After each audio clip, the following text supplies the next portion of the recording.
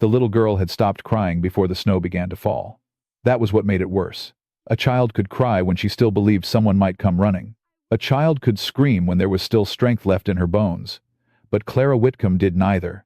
She sat beside a fresh mound of frozen dirt at the edge of the cemetery, her knees drawn to her chest, her thin shoulders wrapped in a coat too small for winter, and her blue lips pressed together as if even sorrow had become too heavy to carry. The town of Mercy Creek lay half a mile behind her, warm behind yellow windows, full of supper smoke and church bells, and people who had already decided the orphan was someone else's trouble. In her right hand, Clara held a letter so tightly the paper had softened from her palm. It was the last thing her mother had given her before the fever took her voice.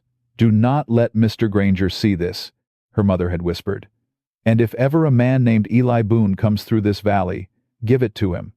Clara did not know who Eli Boone was. She only knew her mother was in the ground. The landowner wanted the cabin by morning, and the cold was creeping into her fingers like death itself. Then, out beyond the graveyard fence, a horse snorted in the dark. A man in a dust-colored coat reined in beneath the crooked cottonwood tree. His hat was pulled low. His beard was rough. His eyes looked like they had seen too many roads and trusted none of them. He looked at the child. The child looked at him, and for a long moment, neither of them spoke. Then Clara lifted the letter with shaking fingers and asked, "Mister, are you Eli Boone?" The cowboy's face went pale as ash. Tragedy. The first shovel of dirt struck the pine box just after sundown, and Clara Whitcomb flinched as if the sound had landed on her own heart. It was a small sound, dull and final, but it carried across the cemetery with a cruelty no thunderstorm could match. The preacher had already closed his Bible. The women from town had already wiped their eyes and turned their collars against the cold. The men had removed their hats for the prayer, but not one of them looked long at the child standing at the edge of the grave. Pity was an easy thing to offer when supper waited at home. Help was another matter. Clara stood with her hands folded in front of her patched dress, trying to remember everything her mother had taught her about being brave. Stand straight. Speak gently. Never let bitterness make a home in your mouth. Her mother had said those things before the fever hollowed her cheeks and turned her voice into a whisper. Now those words felt like little pieces of kindling in a storm, too small to warm anything. The cemetery sat on a low rise west of Mercy Creek, where the prairie rolled out wide and brown beneath the winter sky. A few wooden crosses leaned in the frozen ground. A stone angel watched over the banker's family plot, its wings gray with snow. Clara's mother had no stone angel. She had a pine marker with her name carved by a tired carpenter who had not charged for the work because he had once bought bread from her when his own children were hungry. Mary Whitcomb, beloved mother, that was all the marker said. It did not say she had worked until her fingers bled. It did not say she had given half her flour to strangers during the drought. It did not say she had sung Clara to sleep, even when there was nothing in the house but coffee grounds and a heel of stale bread. It did not say she had died afraid. Reverend Pike touched Clara's shoulder. His hand was thin and cold. "The Lord keeps the lambs, child." Clara nodded because that seemed to be what grown folks wanted from children at gravesides. A nod. A quiet face. A small body accepting what no soul should have to accept. "Have you somewhere to go tonight?" he asked, though his eyes had already drifted toward the road where his wife waited in their wagon. Clara looked past him toward the dark line of cottonwoods that marked the creek. Beyond that stood the little cabin where she and her mother had lived since Clara could remember. "Home," she said. The Reverend's mouth tightened. "Mr. Granger came by the church this morning." At the sound of that name, Clara's stomach clenched. "He says there is money owed against the place. Mama said there wasn't.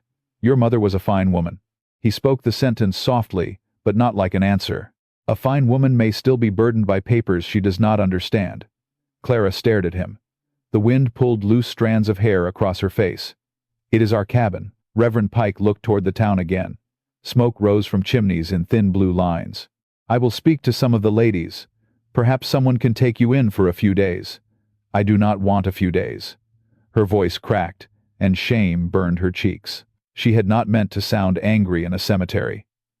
"I want my mother." The Reverend's eyes softened then, but softness was not shelter. He squeezed her shoulder once more and stepped away.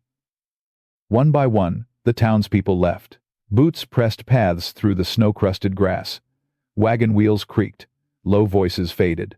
Clara heard Mrs. Bell say, "Poor little thing," and Mr. Tully answer, "Best not cross Granger over it." Then they were gone, and the gravediggers finished their work without looking at her. When the last man shouldered his shovel and walked down the hill, Clara remained. The sky grew darker. The wind sharpened. Snow began to fall in small, dry grains that ticked against the pine marker. Clara knelt beside the grave and placed both hands on the frozen mound. "Mama," she whispered. Nothing answered but the wind. She waited anyway. Children wait because the heart does not know how to stop. She waited for the ground to open, for the fever to be a mistake, for her mother's hand to reach out and tuck her hair behind her ear. She waited until her knees ached and the cold climbed through her stockings. At last, she remembered the letter. It was folded inside the pocket of her coat, wrapped in a scrap of blue ribbon. Her mother had pressed it into her hand the night before she died. The room had smelled of vinegar cloths, wood smoke, and sickness. Clara had been sitting beside the bed, holding a cup of water her mother could hardly swallow. Mary Whitcomb's eyes, once warm as summer earth, had burned with a strange fear. "Listen to me, Clara." "Don't talk, Mama. Reverend says you ought to rest. There is no more rest for me on this side." "Don't say that." Her mother had gripped her wrist with surprising strength. "You must not let Silas Granger take everything." Clara had begun to cry then. "I don't care about everything. You will care when you are alone." Alone. The word had entered the room like a wolf. Her mother had pulled the folded letter from beneath the mattress. "If he comes asking for papers, you say you know nothing. If he threatens you, you run to the church. And if ever a man named Eli Boone comes through Mercy Creek, you give him this." "Who is he?" Mary's mouth trembled. "A man I should have trusted sooner." "Is he kin?" Her mother closed her eyes. For a moment Clara thought she had fallen asleep. Then Mary whispered, "He was once the bravest man I knew. But grief can make cowards of the brave." Clara had not understood. She still did not. Now, kneeling beside the grave, she took out the letter and held it close to her chest. The paper was old, yellow at the creases, sealed long ago with wax that had cracked down the middle. On the front, in faded ink, were 4 words. "For Eli Boone only." Clara traced the name with her thumb. "Where are you?" she whispered. The road below the cemetery lay empty. No rider came. No lantern swung. Mercy Creek tucked itself behind doors and curtains, and night settled like a blanket over the town. Clara knew she should go home before dark, but home was not home anymore. Home was a cabin with her mother's shawl still hanging by the stove. Home was an empty bed, a cold kettle, and the sound of floorboards without footsteps. Home was where Silas Granger would come in the morning. She had seen him at noon, standing outside the mercantile in his black wool coat, his silver watch chain shining against his vest. He was a broad man with a handsome face that never warmed. His ranch spread across the valley east of town, swallowing small farms year by year. Men called him a businessman. Women lowered their voices when he passed. Children knew not to cross his road. He had looked down at Clara as she carried medicine from the doctor's office. "Your mother is poorly, I hear." Clara had clutched the bottle to her chest. "She will mend. Fever has a way of collecting debts faster than men do." His smile had not touched his eyes. "Tell her I will come by tomorrow with the papers." "What papers?" "The kind that remind folks what belongs to whom." When Clara told her mother, Mary had tried to rise from the bed. Bloodless fury had crossed her face. "He knows," she whispered. "He knows the fever has made me weak." "Knows what?" Clara had asked. But her mother only turned her face to the wall and breathed as though every breath had thorns in it. Now the memory sat in Clara's chest heavier than hunger. She stood at last, swaying a little. Snow clung to her eyelashes. She tucked the letter back into her pocket and started down the hill. She had taken no more than 6 steps when she saw the lanterns. 3 of them moved along the road from town, swinging in the hands of men. Clara stopped. Even at a distance, she knew the shape of Silas Granger. He walked in the middle, tall and sure, with 2 ranch hands beside him. Their boots crunched on the frozen path. One carried a coil of rope, the other had a shotgun resting in the bend of his arm. Clara's breath caught. Granger looked up and saw her. "There you are," he called. His voice carried easily through the cold. "I went by the cabin. Figured grief might have made you sentimental." Clara stepped backward toward the graves. "Mama is not even buried an hour. She is buried enough." The ranch hands laughed, not loudly, but enough. Granger came through the cemetery gate without removing his hat. "I will make this plain, girl. Your mother owed against that cabin and the strip of creek land beneath it. I hold the note. By sunrise, I expect you gone." Clara shook her head. "No." Granger stopped in front of her. Snow gathered on the shoulders of his black coat. No? Mama said there was no debt. Your mama said many things. Feverish women often do. You are lying. The slap came so fast, Clara did not see his hand move. Pain burst across her cheek, and she fell against the side of a wooden cross. For a second the whole cemetery spun. Somewhere in the distance a dog barked. One of the ranch hands muttered, "Mr. Granger, mind yourself," Granger said without looking at him. Then he crouched in front of Clara, his face calm again. "A hard lesson is still a lesson. You are alone now. Alone, children do not call men liars." Clara tasted blood where her tooth had cut her lip. She did not cry. That seemed to anger him more than tears would have. His gaze dropped to her coat pocket. Perhaps she moved her hand toward it. Perhaps fear betrayed her. His eyes narrowed. "What have you got there?" Clara pressed her palm over the letter. "Nothing." Granger reached for her. Clara twisted away and ran. She ran between graves, slipping on frost, her breath tearing out of her chest. The ranch hand with the rope cursed and came after her. She heard Granger shout, "Catch her, fool!" Clara fled toward the far side of the cemetery, where an old split-rail fence leaned beneath the cottonwood tree. Beyond it lay open prairie and darkness. Her shoe caught on a root. She fell hard, striking her elbow against a stone. The letter slipped halfway from her pocket. She shoved it back in with numb fingers, scrambled up, and ducked beneath the fence. A hand caught the back of her coat. She screamed then, a raw little sound torn from somewhere deeper than fear. The cloth ripped. Clara stumbled free and plunged into the dark beyond the cemetery. The men did not follow far. One called her name. Another laughed and said she would freeze before morning. Granger's voice came last, smooth and certain. "Run if you like, Clara Whitcomb. At sunrise, I take the cabin. By noon, I take whatever your mother hid." Clara kept running until the lanterns were gone. Then she collapsed in a hollow near the creek, shaking so hard her teeth clicked. The cold pressed around her. The world had become snow, darkness, and the ache of her cheek. She touched the letter again. Still there. Her mother's last command remained safe. But safe for whom? Eli Boone was only a name on paper. A ghost her mother had trusted. A man who might be dead, or cruel, or farther away than the moon. Clara curled into herself beneath a leafless willow and tried to pray. No words came. Only one question moved inside her, again and again, as the snow thickened over the valley. If no one in Mercy Creek would help her, who was left in all the wide world to hear a child call? The fated meeting. Eli Boone had meant to pass Mercy Creek without stopping. He had told himself that twice before he saw the first lamp in town, and a third time when his horse began favoring her left foreleg on the frozen road. The mare's name was Juniper, and she had carried him through 3 territories, 2 dust storms, and 1 gunfight he still saw when sleep turned sour. A man might ignore his own hunger, he might ride through rain with a fever in his bones, but only a fool ignored a good horse when she limped. So Eli drew rein beneath a cottonwood half a mile from town and cursed softly into the wind. "You pick poor places for tenderness, old girl." Juniper flicked an ear, unimpressed. Eli swung down with a stiffness he did not like admitting to. He was 38 years old, though some mornings his body argued for 50. His coat was trail-worn, his hat sweat-stained, his gloves patched at the thumbs. A scar ran from the corner of his jaw down beneath his collar, pale against the weathered brown of his skin. Men noticed the scar first. Women noticed the silence after. Children noticed the way he looked toward doorways, before entering any room. Mercy Creek lay ahead in a shallow bowl of lamplight. A church steeple pointed into the snowy dark. A livery stable stood near the main road. Beyond it, the black windows of the mercantile reflected lantern glow. Eli had passed through hundreds of such towns. Some welcomed a stranger if his coin was good. Some measured the weight of his past before he crossed the threshold. This one felt like both. He lifted Juniper's hoof and found a small stone wedged near the shoe.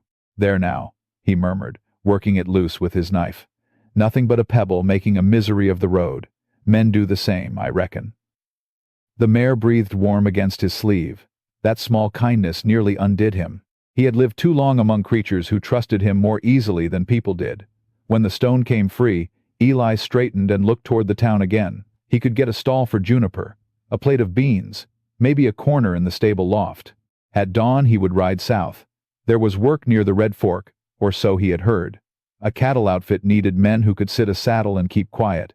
Eli could do both. Keeping quiet had become his finest trade. Then he heard the scream. It came from the cemetery hill west of town, thin and sharp, cut short by distance and wind. Eli froze. Juniper raised her head. For several seconds there was nothing else. Only snow tapping against dry grass. Only the faint creak of a sign somewhere in town. Eli told himself it might have been a fox, a night bird, a trick of the weather. Trouble had many voices, and he had learned not to answer everyone. Answering trouble was how a man lost years. Answering trouble was how a man buried friends. He put his knife away. "Not ours," he said to Juniper. But his hand stayed on the saddle horn. Far off, lanterns moved down from the cemetery. 3 of them, men, by the rhythm, not searching, returning. Eli watched until they entered town. A broad man in a black coat walked between 2 others. Even from a distance there was arrogance in the set of his shoulders. Eli knew that walk. Every territory had a man who owned more land than mercy and believed the Lord had signed the deed himself. Eli spat into the snow. "Still not ours." Juniper shifted her weight. The limp was gone. He could ride. He should ride. Instead he found himself leading the mare toward the cemetery. He did not hurry. Hurrying meant he had chosen. He had not chosen. He was only looking. A man could look and still leave. The cemetery gate hung open. Fresh boot prints marked the snow. Smaller tracks crossed between the graves and vanished beneath the far fence. Eli crouched and touched one print with his gloved fingers. A child. He closed his eyes briefly. There were kinds of sorrow a man could ride past if he kept his gaze fixed on the horizon. A child's footprint in winter was not one of them. "Fool," he muttered to himself. He followed the tracks over the fence and down toward the creek. The snow was falling harder now, softening the edges. Twice he lost the trail. Twice he found it again where the child had stumbled. At the willow hollow, Juniper stopped before he did. Eli saw the shape beneath the branches. Small. Still. His chest tightened in a way he despised. "Child?" No answer. He tied Juniper to a low branch and knelt in the snow. The girl was curled on her side, one hand tucked inside her torn coat. Her hair, fair and tangled, had frozen in strands against her cheek. A red mark darkened one side of her face. Eli took off one glove and held 2 fingers near her mouth. Breath touched his skin, faint but there. "Easy now," he said. Her eyes opened at once, wide with terror. She tried to scramble backward but struck the willow trunk and winced. "Do not touch me." "I am not fixing to." Eli sat back on his heels and lifted both hands where she could see them. "You picked a poor bed." She stared at him. Her lips were nearly blue. "Are you one of his men?" "Whose?" "Mr. Granger." Eli looked toward town. "No." "Then why are you here?" "Heard a cry." "I did not cry." Then I heard the wind tell a lie. Something like confusion crossed her face. It made her look younger. Eli guessed 11, perhaps 12 if hunger had kept her small. "What is your name?" he asked. Her jaw tightened. "Clara." "Clara what?" "Whitcomb." Eli felt the name touch some old locked room in him. Whitcomb. He knew that name. Not well. Not recently. But memory stirred all the same, and with it came the scent of rain on sage, a woman's laughter near a wagon fire, and a song he had spent 15 years trying not to remember. He kept his face still. "Where are your folks?" Clara looked past him toward the cemetery hill. That was answer enough. Eli lowered his gaze. "I am sorry. Grown people say that when there is nothing they mean to do." The words struck clean because they were true. Eli almost smiled, not from amusement but from recognition. Grief had sharpened her. It did that when it did not break a person first. He unfastened his coat. "You will freeze before morning." "I have a cabin." "Then why are you lying in a creek hollow?" Clara's hand tightened inside her coat. Eli noticed. So did she notice him noticing? Fear returned to her eyes. "I cannot go back." "Because of Granger?" She said nothing. "Did he strike you?" Clara lifted her chin, proud as a little queen on a ruined throne. "I fell." Eli looked at the hand-shaped mark blooming across her cheek. Hard ground, to leave fingers. Her eyes filled then, but still she would not cry. Eli draped his coat over her shoulders. She flinched at first, then clutched it around herself with both hands. His pistol belt was beneath the coat, and he felt naked without the weight of it covered. That troubled him less than how small she looked inside the garment. "I can take you to the church," he said. Clara shook her head. Reverend Pike is afraid of Mr. Granger.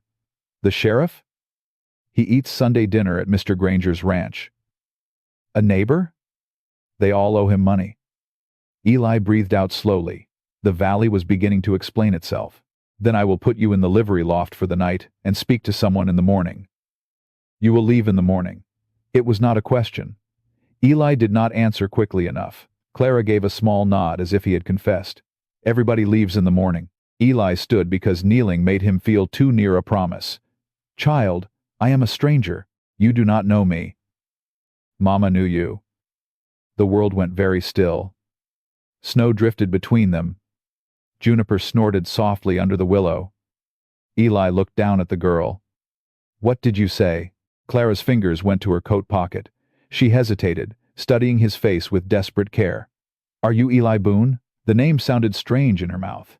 Eli had heard men shout it in anger, women speak it with caution, lawmen read it from paper, drunkards ask if the stories were true.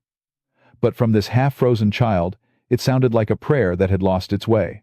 Who told you that name? He asked. Clara pulled out the old letter. The blue ribbon around it had darkened with snowmelt. She held it toward him, but not close enough for him to take. My mother. Eli did not move.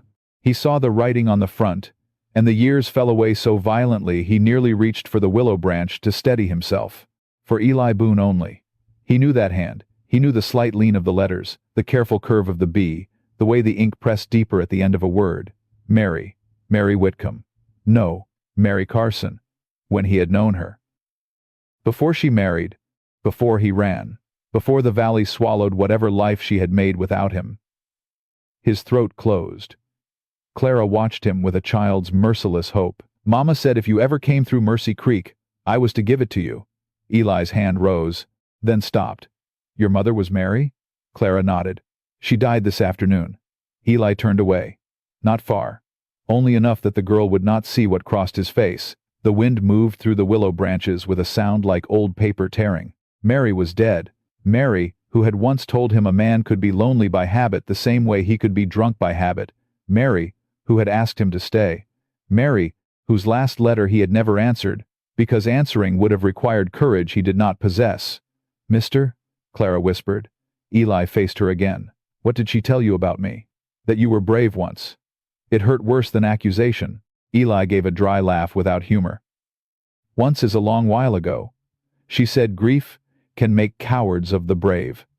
Eli looked at the letter. She said that, did she? Yes. Clara's arm trembled from holding it out. Are you going to read it? Every sense in Eli told him not to. A sealed letter was a door. A man who had survived by walking away did not open doors left by the dead. Behind that paper might be blame, need, memory, a claim upon him stronger than chains. He had come to Mercy Creek for a horse's hoof and a night's rest. Nothing more. He had not come to carry a dead woman's secrets. He had not come to stand between an orphan and a landowner with half the town in his pocket. He had not come to become the kind of man Mary had once believed him to be. No, Eli said. Clara stared at him. No, not here. But Mama said, your mama is gone, child. The words came harsher than he intended. Clara recoiled as if struck again. Shame moved through Eli, hot and immediate, but he had already spoken. Better cruelty now, he told himself, than a false promise that would break her later. I can get you warm, he said. I can see you safe for tonight. But whatever is in that letter, whatever trouble Granger has brought to your door, it is not mine. Clara's eyes changed. Hope did not vanish all at once. It withdrew, like a candle being carried down a long hall. You are leaving. At first light. Then why did Mama send me to you? Eli had no answer. That was the trouble with the dead. They left questions living folks had to bleed over. He reached again for the letter, meaning only to fold it back into her hand. But Clara pulled it away and clutched it to her chest. No, if you will not read it, you cannot have it. Suit yourself. He lifted his coat collar around her. Can you stand? Clara pushed herself upright, swayed, and caught the willow trunk. Pride kept her from taking his hand. Eli respected that enough not to offer it twice. Together they climbed toward the cemetery, Juniper walking behind them. The town lights looked warmer from a distance than they had any right to look. Clara moved slowly, one foot dragging when the cold stiffened her legs. Eli shortened his stride without comment.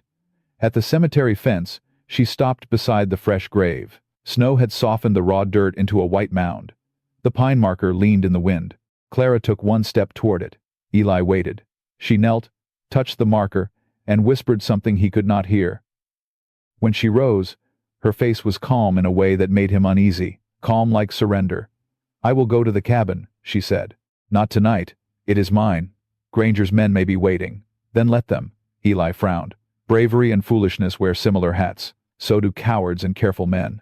He deserved that. He almost told her so. Instead he looked toward the road, where Mercy Creek lay quiet beneath snow and secrets. Somewhere in that town, Silas Granger expected morning to deliver him a cabin, a piece of creek land, and whatever Mary Whitcomb had died protecting. Eli could still leave. He could put the child in the stable, ride before dawn, and let Mercy Creek tend its own rot. He had done the like before. A man could live a long time by refusing to stand still. Clara stepped toward town, the letter hidden beneath his oversized coat. Eli followed because there was no other decent thing to do for the moment. Only for the moment, he told himself. Only until she was warm. Only until morning. But as they passed through the cemetery gate, the church bell gave one low, wind-moved toll, and Eli looked back at Mary Whitcomb's grave. Snow was already covering the child's footprints. By dawn, there would be no sign Clara had knelt there at all, and that troubled him more than it should have. At the bottom of the hill, Clara spoke without looking up. "Mr. Boone? Eli is enough. Did you love my mother?"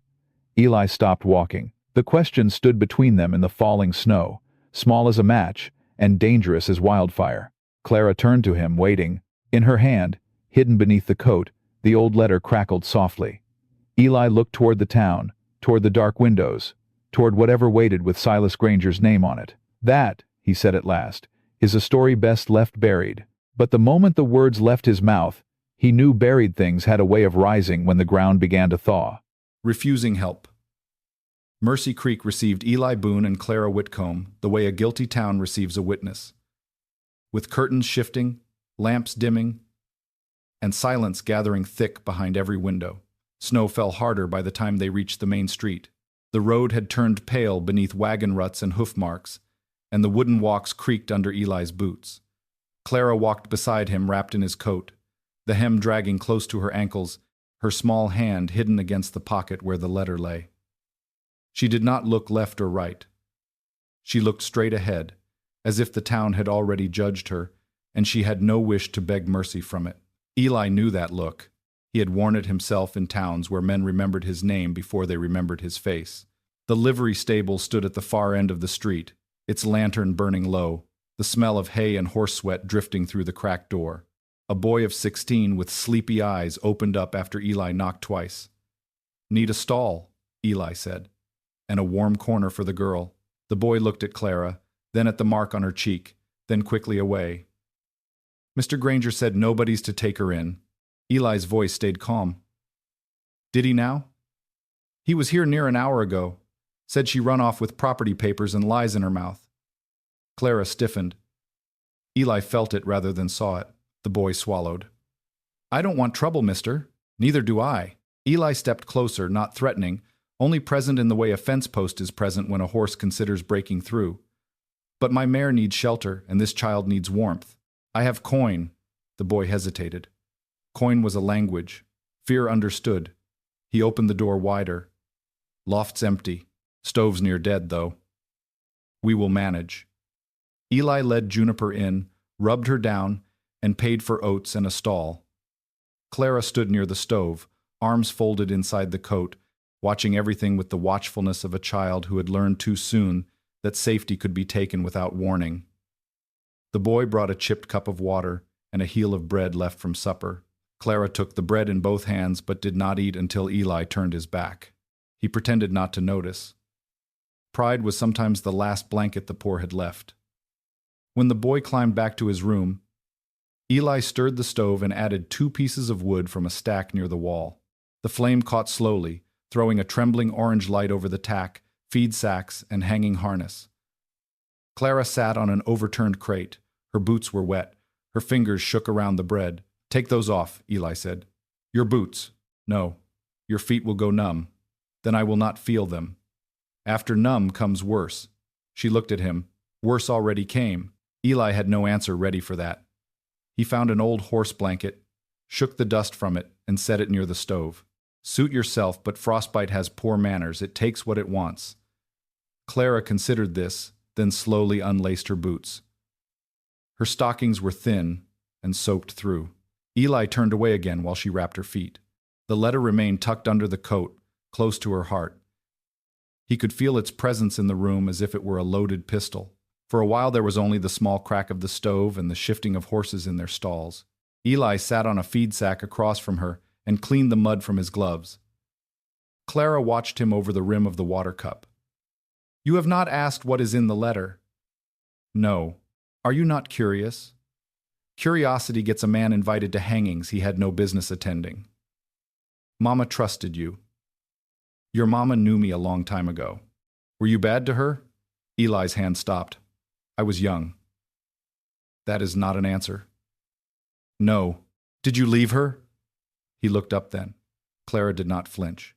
The fire painted one side of her face gold and left the other in shadow. The mark from Granger's hand had darkened. Eli's jaw tightened. "I left many things." "Why?" "Because I thought leaving hurt less than staying." Clara looked down at the bread in her lap. "Did it?" The question took him by the throat. Outside, the wind pressed snow against the stable wall. Eli remembered another winter, another woman, another chance to become something better. He had ridden away with the dawn at his back, telling himself Mary would be safer without him. Men love noble reasons when they are too ashamed to name fear. "No," he said quietly. "It did not." Clara absorbed this without triumph. "Then maybe you should stop doing it." Eli gave a short, rough laugh. "You speak like a schoolmarm for a girl with no boots on." "Mama taught school before I was born." That landed too. Mary had wanted a schoolhouse, a garden, a porch with blue paint. She had once drawn the porch in dust with a stick and asked Eli where he would put the rocking chair. He had said outlaws do not sit in rocking chairs. She had said perhaps they did when they were tired enough of running. He had laughed then. Fool that he was. Clara reached into the coat and touched the letter, but did not draw it out. "Mr. Granger wants this." "So I gathered." "He said Mama owed on our cabin." She said he lied. "Did she have proof?" "I do not know." "Any deed? Any receipt?" "Mama kept papers beneath the flour bin, but when I went home after she died, the door had been forced. Things were turned over." Eli leaned forward. "Before the burial?" Clara nodded.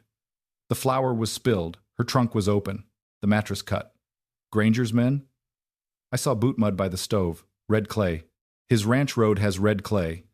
Eli rubbed a hand over his beard. The thing had shape now, and he disliked the shape of it. A dead woman. A child. A land note. A hidden letter. A man too powerful for the town. All the pieces of a fight a stranger could not win cleanly. "Listen to me, Clara. At dawn, I will take you west to Clearwater Mission. The sisters there take children in. You will have a bed, schooling, meals." Her eyes went flat. "An orphan house. A mission. A place where children go when nobody wants them. A place where you will not freeze. And my cabin?" "A cabin is boards." "It is Mama's. Your mother is not in those boards." Clara stood so quickly the blanket fell from her feet. "Do not speak of her like you know what she is in." Eli rose too, anger sparking before he could master it. "And do not speak like a child can stand alone against Silas Granger and a bought town. I am already alone. You are alive." "For what?" The words burst from her, and this time tears came with them, silent and hot, cutting tracks through the dirt on her face. "To be sent away? To let him take the table Mama scrubbed, the quilt she sewed, the creek where she washed my hair when the pump broke? To let him say she was foolish and fevered and owing when she was the only honest soul in this town?" Eli's anger died.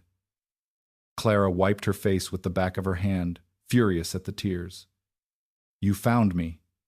You know my name. Mama gave me your name. If that does not mean something, then nothing means anything at all." Eli looked at her a long moment.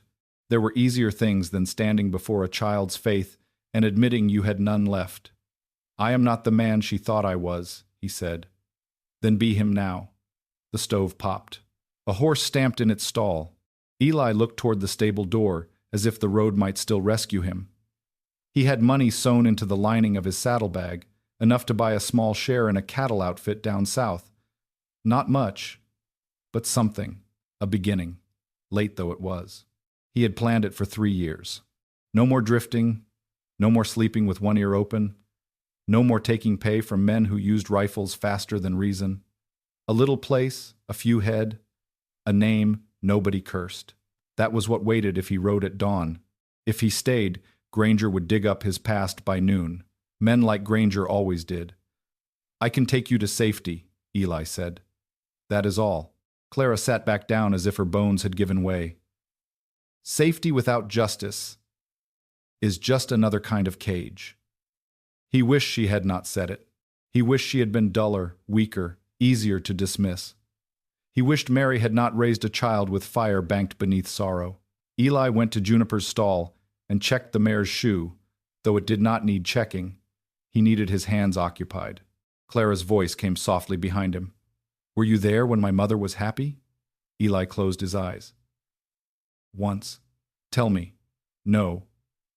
"Please?" He rested his forehead against Juniper's neck. The mare stood patient, warm, alive. "She liked wild plums," he said at last. "Said store jam tasted like sugar wearing a false face. She carried a little book of poems in her apron pocket and read it whenever camp talk got foolish. She sang when she was cross, which confused men something terrible." Clara's breath caught. "She sang when she needed bread. Then she kept the habit. Did she laugh?" Eli turned. "All the time." Clara looked down at her hands. "Not much near the end. Hard years can quiet a person." "Did you make them hard?" There it was again. A child's straight road through a man's crooked excuses. Eli took his coat from around her shoulders, removed his bedroll from his saddle, and gave the coat back. "Sleep," he said. "We ride at first light." "To the mission?" "Yes." Clara lay down beside the stove, turned her face to the wall, and said nothing more. But Eli did not sleep. He sat in the stable darkness with the old letter between them, unread and burning through the night. Near midnight, raised voices sounded outside. Eli's hand went to his pistol before his eyes opened fully. Clara sat up at once. The stable boy whispered from above, "Someone's coming." Boots stopped outside the door. Then came a knock, slow and confident. "Boone," called a man's voice. "I know you are in there." Clara's face drained of color. Eli stood. "Who is it?" "Deputy Harlan. Mr. Granger wants a word." Eli's mouth hardened. "Tell Mr. Granger to write one down and admire it himself." Silence. Then the latch rattled. Eli stepped into the lamplight, pistol low but ready. The door opened 6 inches before Deputy Harlan saw the gun and stopped. He was a narrow man with a badge pinned crooked to his coat and fear hidden behind official bluster. 2 of Granger's ranch hands stood behind him. "No call for iron," Harlan said. "Middle of the night visits argue otherwise." Harlan glanced past him at Clara. "Girl belongs under lawful supervision." "Does she?" "Mister? Granger holds claim against her mother's property. There is concern she may carry stolen documents." Clara clutched the coat closed. Eli's voice dropped. "You came to search an orphan child in a livery stable at midnight?" Harlan flushed. One ranch hand shifted his shotgun. Eli raised his pistol 1/2 inch. "Think careful." The deputy swallowed. "I have authority." "Then bring the sheriff, a proper warrant, and enough daylight for God to see what you are ashamed of doing." For a moment no one moved. Then a new voice spoke from the dark beyond the lantern glow, smooth, heavy, amused. "You always were fond of theater, Boone." Silas Granger stepped into view. Up close, he was larger than Eli had judged from the cemetery, with iron-gray hair combed neatly back and a face built for public trust. His eyes, however, were cold enough to hang meat. Eli recognized the breed, rich men who smiled while others bled. "I do not believe we have been introduced," Eli said. "No need. Men like you leave stories ahead of them." Granger's gaze rested on the scar at Eli's jaw.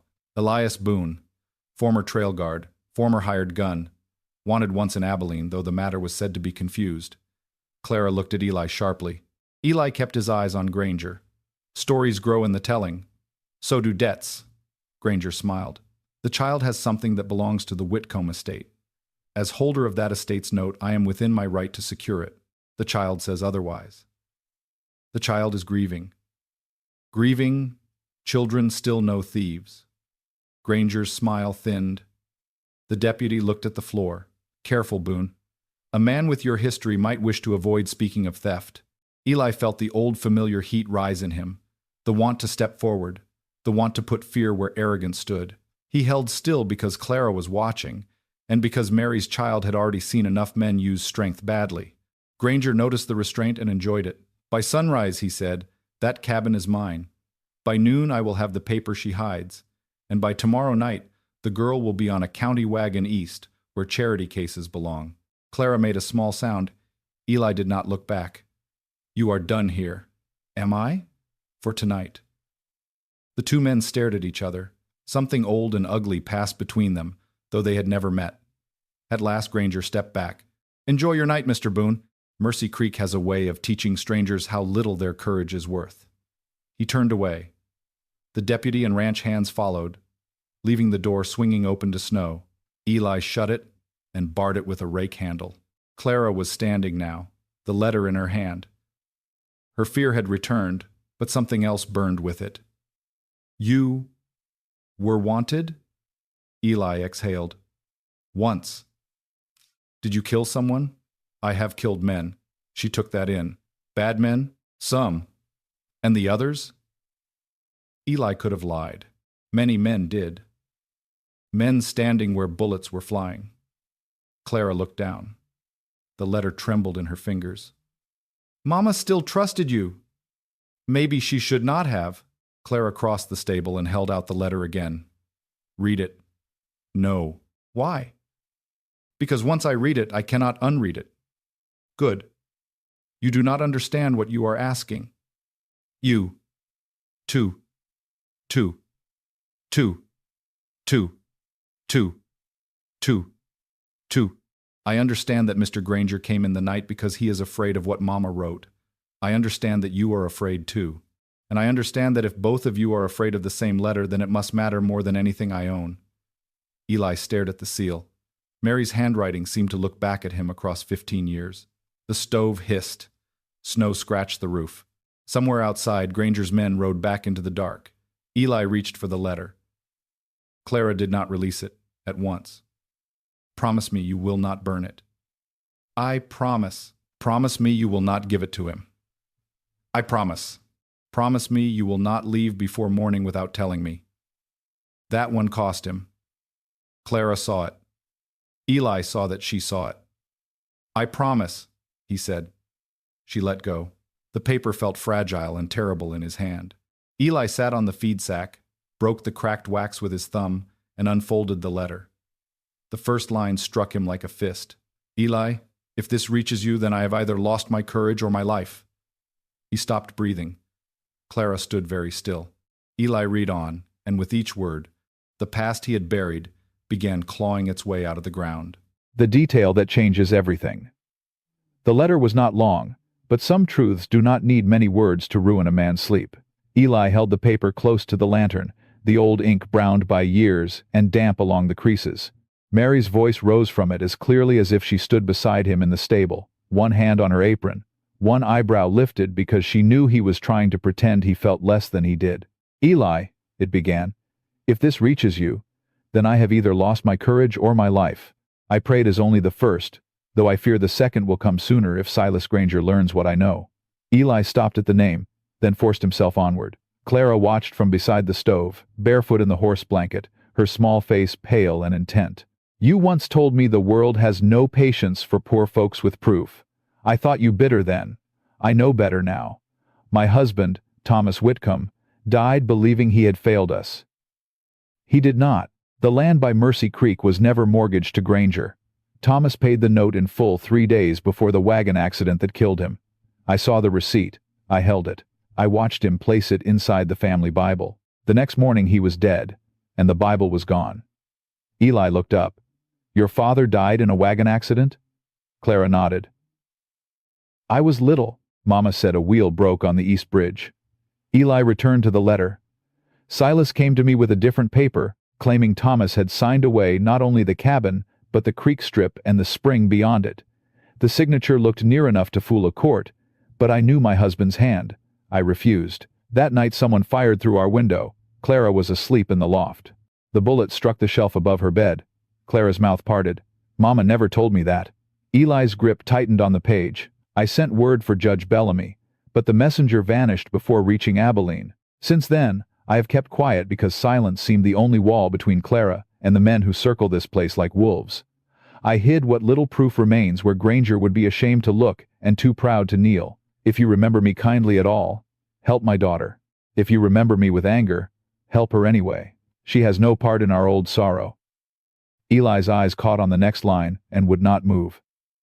And Eli, there is one more truth I should have written years ago. The child is not yours, as gossip might one day say, but she carries the consequences of the day you rode away. Had you stayed, I might have had the courage to speak before Thomas died. Had I trusted you sooner, perhaps none of this would have come to pass. Do not let my fear finish its work through your silence. The letter ended with a shaky line. The proof begins with the blue hymn book in the church cellar. Ask why Silas Granger paid for a new bell the week after Thomas was buried. Ask why Deputy Harlan wears Thomas's watch. Ask why the East Bridge was repaired before anyone examined the broken wheel. Forgive me if you can. Protect Clara if you cannot. Mary. Eli lowered the letter. The stable seemed smaller than before. Every sound had sharpened. Clara's breath, the stove's crackle, a horse chewing grain, wind sliding under the door. Mary had reached through death and placed a duty in his hands. Not a request. Not even a plea. A reckoning. Clara whispered, "What does it mean?" Eli folded the letter carefully along its old creases. "It means your mother believed Granger stole your land. She knew that already. It means she believed he may have had a hand in your father's death." Clara's eyes widened, but she did not step back. Some children, when struck by fresh grief, cry out. Others become very still, as though the body fears that movement will make the truth larger. Clara became still. Papa did not just have an accident? We do not know that. But Mama thought. Thinking is not proving. Eli's voice was firmer than he felt. We move careful from here. Clara looked at the letter. The blue hymn book. You know it? There is a church cellar where old things are kept. I helped Mama clean it once. There were hymn books, broken benches, jars of lamp oil. Would Granger know she hid something there? Maybe not. He never goes below church. Says the damp worsens his lungs. The child's face changed as she said it. Too proud to kneel. Eli nodded slowly. A cellar door. Mary had always loved words that carried two meanings. The proof begins where Granger would be ashamed to look and too proud to kneel. A church cellar, reached by a low door near the vestry steps. It fit. Too neatly, perhaps. Or perhaps Mary had known exactly how to guide him. Clara wrapped her arms around herself. We have to go. Not tonight. He came here tonight. What if he goes to the church? If he knew about the hymn book, he would already have it. What if he guesses? Then we pray his pride remains stronger than his sense. Clara frowned. That is not much to pray on. It is more reliable than some things. Eli stood and tucked the letter inside his shirt, beneath his vest. Clara's eyes followed the movement. You promised not to leave. I promised not to leave without telling you. That is not the same. No, you choose your words like a card sharp, and you listen like a judge. For the first time since he found her, the faintest hint of a smile touched Clara's mouth. It vanished quickly, as if she felt guilty for allowing it. Eli pretended not to see. Such moments were fragile. You did not stare at them. Sleep now, he said. We go to the church before dawn. Not to the mission? Eli looked at the barred door. Snow had built along the threshold. Granger's threat still hung in the air, but Mary's words hung heavier. Not yet. Clara lowered herself beside the stove again, but this time she did not turn to the wall. Mr. Boone? Eli, if my papa was killed, will the law punish Mr. Granger? The law punishes poor men quick and rich men slow, but it can? Eli thought of judges bought with beef contracts, sheriffs elected with ranch money, witnesses disappearing into ravines. Then he thought of Mary hiding proof in a hymn book because she had refused to let truth die entirely. It can, he said, if enough honest folks are made brave at the same time. Are there enough? Eli did not answer. Clara understood the silence. At dawn, before the sun broke the eastern ridge, they left the stable by the back door. The livery boy was still asleep, or pretending to be. Eli saddled Juniper but left her in the stall, paid for another day by tucking coins beneath the feed ledger, and led Clara through an alley behind the mercantile. The town was gray and hushed. Chimneys breathed smoke into the cold morning. No one walked the street except a milkwoman with her shawl pulled low, and she turned away quickly when she saw them. Mercy Creek's church stood at the north end of town, white paint peeling, bell tower dark against the sky. Eli paused behind a stack of firewood and watched the street. Clara stood close to him, wearing her own torn coat now, with Eli's scarf wrapped around her neck. "Do you see anyone?" she whispered. "No. That means they see us first, does it not?" He glanced at her. "You have a cheerful mind. I have been chaste enough to learn." They crossed to the church side door. It was locked. Clara reached into a crack beneath the bottom step and pulled out a small iron key. Eli lifted an eyebrow. "Preacher know you have that?" Mama cleaned the church. She said the Lord did not mind a spare key if the floors were swept. They entered into cold darkness smelling of old wood, candle wax, and dust. Clara locked the door behind them. The sanctuary was plain. Rows of benches, a pulpit, a potbelly stove gone cold, and colored glass windows that showed no color before sunrise. Eli removed his hat. He did not know whether the gesture was for God, Mary, or the frightened child beside him, but he did it all the same. Clara led him behind the pulpit to a narrow door, half hidden by a faded curtain. The cellar steps descended into blackness. Eli lit a match, and then a wall lantern with trembling yellow glass. "Stay behind me. I know the way." "Then know it behind me." She obeyed, though with clear resentment. The cellar ceiling was low enough that Eli had to stoop. Shelves lined the walls, crowded with old hymnals, cracked communion cups, boxes of Christmas candles, broken chair legs, and a rolled canvas banner from some long-past revival. Damp earth pressed its smell into everything. Clara pointed to a shelf near the back. Blue hymn books. There were 6 of them, their covers swollen from age. Eli handed Clara the lantern and began opening each one. The first held only brittle pages. The second had a pressed wildflower, black with time. The third contained a child's drawing of a horse. Clara touched it. "Mine," she said softly. "Mama kept it." Eli paused, then set it carefully aside. The fourth hymn book had a hollow cut through the pages. Inside lay a folded cloth packet tied with twine. Eli's pulse slowed. "Clara." She brought the lantern closer. He untied the packet. Inside were 3 papers and a small brass watch. Clara inhaled sharply. That was Papa's. The watch case was dented, its chain broken. Eli opened it. Inside the cover were initials, T.W. But the watch was not the one Mary had mentioned. Deputy Harlan wore Thomas's watch, the letter said. "Then what was this?" Clara answered before he asked. "Papa had 2. The fine one for Sundays. This one for work." Eli set it aside and unfolded the papers. The first was a receipt showing payment in full on the cabin and creek strip, signed by Silas Granger in a bold, impatient hand. The second was a deed naming Thomas and Mary Whitcomb as owners of the spring lot adjoining their cabin, witnessed by Judge Bellamy. The third was a letter from Thomas to Mary, written 2 days before his death. Eli read it quickly, then again more slowly. His face hardened. "What is it?" Clara asked. Eli folded it. "Your father believed Granger meant to force him into selling the spring." "Why?" "Water. There is water all over the valley. Not in dry years, not clean, not year-round." Eli looked at the deed again. That spring could feed cattle through drought. Enough cattle to make a rancher rich, or keep him rich. Clara's hands tightened around the lantern. "So Papa died for water?" "Maybe." Footsteps sounded above them. Eli snatched the papers and blew out the lantern. Darkness swallowed the cellar. Clara's breath hitched. Eli put one hand lightly on her shoulder and drew her behind a stack of crates. The footsteps crossed the sanctuary. Slow. Careful. Not Reverend Pike's shuffling walk. Not a woman cleaning. A man trying not to announce himself. The cellar door creaked. Gray morning light spilled in a narrow blade down the steps. Clara gripped Eli's sleeve. A boot appeared on the first stair. Then another. The man descended, ducking his head. Eli could smell wet wool and tobacco. Deputy Harlan. He carried no lantern. He knew what he had come for, or thought he did. Harlan reached the cellar floor and turned toward the blue hymn books. Eli moved before the deputy took his next breath. He stepped out, caught Harlan by the coat, and drove him back against the shelf with one forearm under his chin. A stack of hymnals fell with a soft thud. Harlan's eyes bulged. "Do not," Eli whispered. "Make a sound." Harlan's hand twitched toward his pistol. Eli pressed harder. "I said do not." Clara stood frozen behind the crates.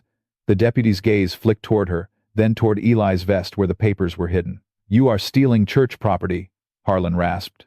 Odd words from a man sneaking into a cellar before breakfast. Harlan swallowed against Eli's arm. Granger said there was a book. Eli's blood chilled. Did he? He guessed. Said Mary was always pious when cornered. Clara made a small wounded sound. Harlan's eyes slid to her again. There was shame in them, but not enough. Eli leaned closer. "Why are you wearing Thomas Whitcomb's watch?" The deputy went rigid. "I bought it." "From whom?" "None of your affair." "From a dead man before or after the wagon broke?" Harlan's face changed. Only a flicker, but Eli saw it. Fear, not of Eli, of memory. "You do not know what you are digging up." "Then tell me." "Granger owns this town. He does not own your tongue." "No," Harlan whispered. "Just my debt, my house, my brother's job, and the doctor who tends my wife." There it was, the little hooks by which rich men dragged souls through mud. Eli did not pity him, not yet, but he understood the trap. "Did Granger kill Thomas Whitcomb?" Harlan closed his eyes. "I did not see. That is not what I asked." Above them, the church door slammed open. A voice called, "Harlan? Silas Granger." Clara nearly dropped the lantern. Eli released Harlan just enough to turn him toward the stairs. "Answer him wrong," Eli whispered, "and the child hears what kind of man you are before God's own pulpit." Harlan trembled. "Down here," he called, voice strained. "Just looking." Granger's boots crossed the floor above. "Did you find it?" Harlan looked at Eli. Eli looked back. Clara stood in darkness with her father's proof pressed against Eli's heart. Harlan's mouth opened. For one breath, Mercy Creek balanced on the courage of a frightened deputy. "No," Harlan called. "Nothing but damp hymn books. Silence above." Then Granger said, "Keep looking."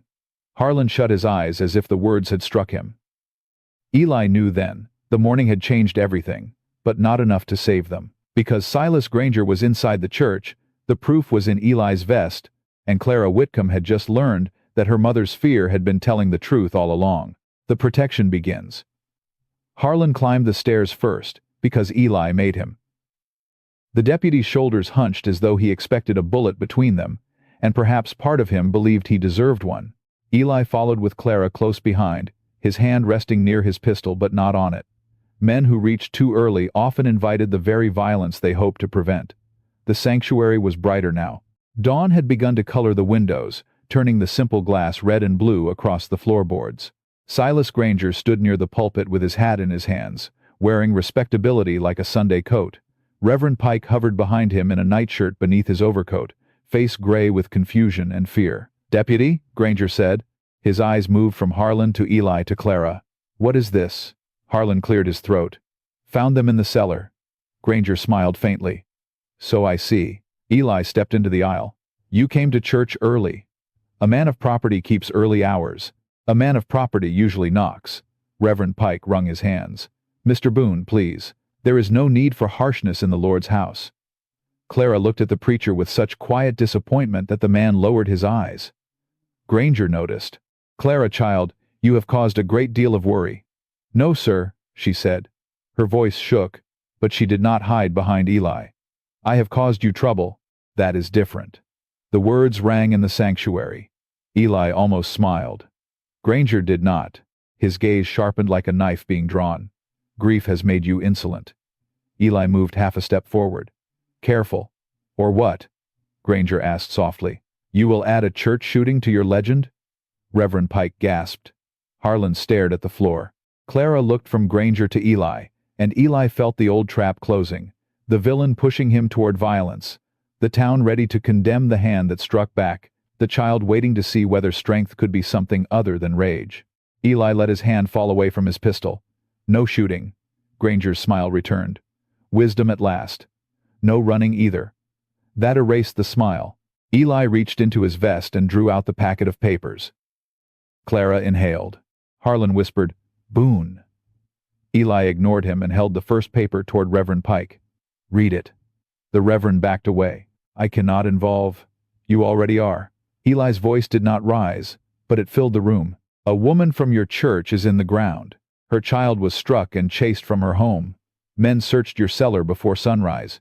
You can tremble later. Read now." Reverend Pike took the paper with shaking fingers. His eyes moved across the receipt. He blinked, then read it again. "This appears to be payment in full." Granger stepped forward. "Let me see that." Eli blocked him. "You have seen it before. Your signature sits at the bottom." "Forgery." "A convenient word." Reverend Pike's voice was thin. "It does bear your name, Mr. Granger." "Then it was manufactured by a dead woman hiding it in a hymn book?" Eli asked. Mary Whitcomb was many things, but foolish was not one of them. Granger's eyes flashed. For the first time, Clara saw him lose the polished edge of his public face. That woman was a liar who filled her child's head with poison. Clara stepped forward. "My mother never lied. Your mother trapped honest men with tears and false sweetness." Eli caught Clara's shoulder before she moved closer. Her whole body trembled beneath his hand. "Do not," he whispered. "He wants anger. I am angry. Then keep it clean." She swallowed hard and stayed still. Eli turned to Harlan. "Tell them about the watch." Harlan's face went slack. "No." Granger looked at him. "What watch?" "Thomas Whitcomb's Sunday watch," Eli said. "Mary wrote that Deputy Harlan wears it." Reverend Pike stared at the deputy's vest chain, suddenly visible beneath his coat. Harlan covered it with his hand like a man hiding blood. "I bought it fair." "From whom?" Eli asked. Harlan's mouth worked soundlessly. Granger's voice dropped. "Deputy, you owe no answer to this drifter." That word, "owe," did what Eli could not. Harlan flinched. Then slowly, with the misery of a man tearing a bandage from a wound gone bad, he pulled the watch from his vest. Gold. Fine. Engraved. Clara took one step toward it, tears rising. "Papa's." Harlan could not look at her. "I was young. I had debts." Granger said Thomas had no need of it. "When?" Eli asked. Harlan's eyes lifted, wet and frightened. "The night after the wagon went over." Reverend Pike sank onto the front bench. Granger's face hardened to stone. "This is sentimental nonsense. A watch proves nothing." "No," Eli said, "but it begins a road." He held up the deed. "This proves the spring belonged to the Whitcombs. The receipt proves the cabin was paid. And this letter from Thomas says you threatened him 2 days before he died. A dead man's letter has no standing without a judge. Then we will find one. Judge Bellamy is 3 counties away. Circuit Court sits in Abilene next week." Granger laughed once. "You expect to ride there with stolen papers and a hungry child? Roads are snowed. My men range every crossing. And you, Boone, are not a man courts embrace." Eli knew he was right. Papers could vanish. Witnesses could recant. A cowboy with blood in his history and no roots in town could be painted as a thief before he reached the county line. Granger leaned closer. "Hand me those documents, leave the child to proper care, and ride on. I might even forget you threatened a deputy." "No." Clara said it before Eli could. Everyone looked at her. She stood in the aisle, small and pale, with Eli's scarf around her neck and grief shining in her eyes. "You took my father's watch. You took Mama's peace. You will not take her truth."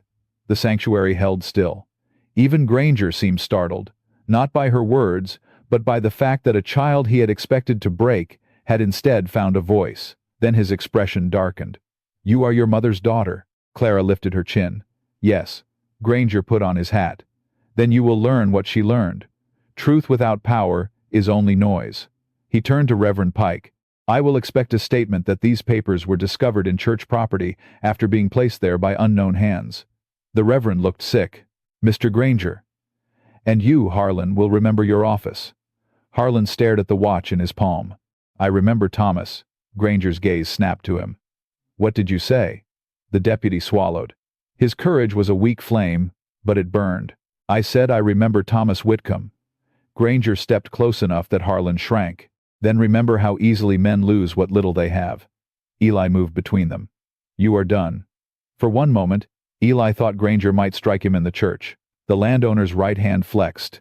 Then the bell above them gave a sudden hollow sound as wind rocked the tower. Granger smiled, but it was a dead thing. By sundown, Boone, every man in this valley will know what you are, and every woman will know what happens to children kept in your company. He looked at Clara. Enjoy your protector. He has never saved anything for long. Granger walked out. The door slammed behind him, and the sanctuary seemed to breathe again. Clara stood very still until the sound of his horse faded. Then her knees buckled. Eli caught her before she fell. She was shaking, but she pushed away from him quickly, ashamed of needing help. I am all right. No, you are not. I said I am, and I heard you lie. Reverend Pike rose slowly. His face had aged 10 years since dawn. Mary hid those in my church. She trusted it more than the town, Eli said. The words cut, and the Reverend accepted the wound.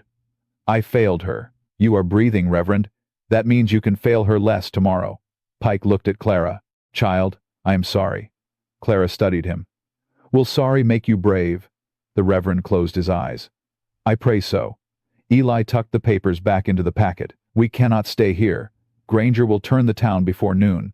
Harlan stepped forward. He will send men to the cabin. Then we go there first.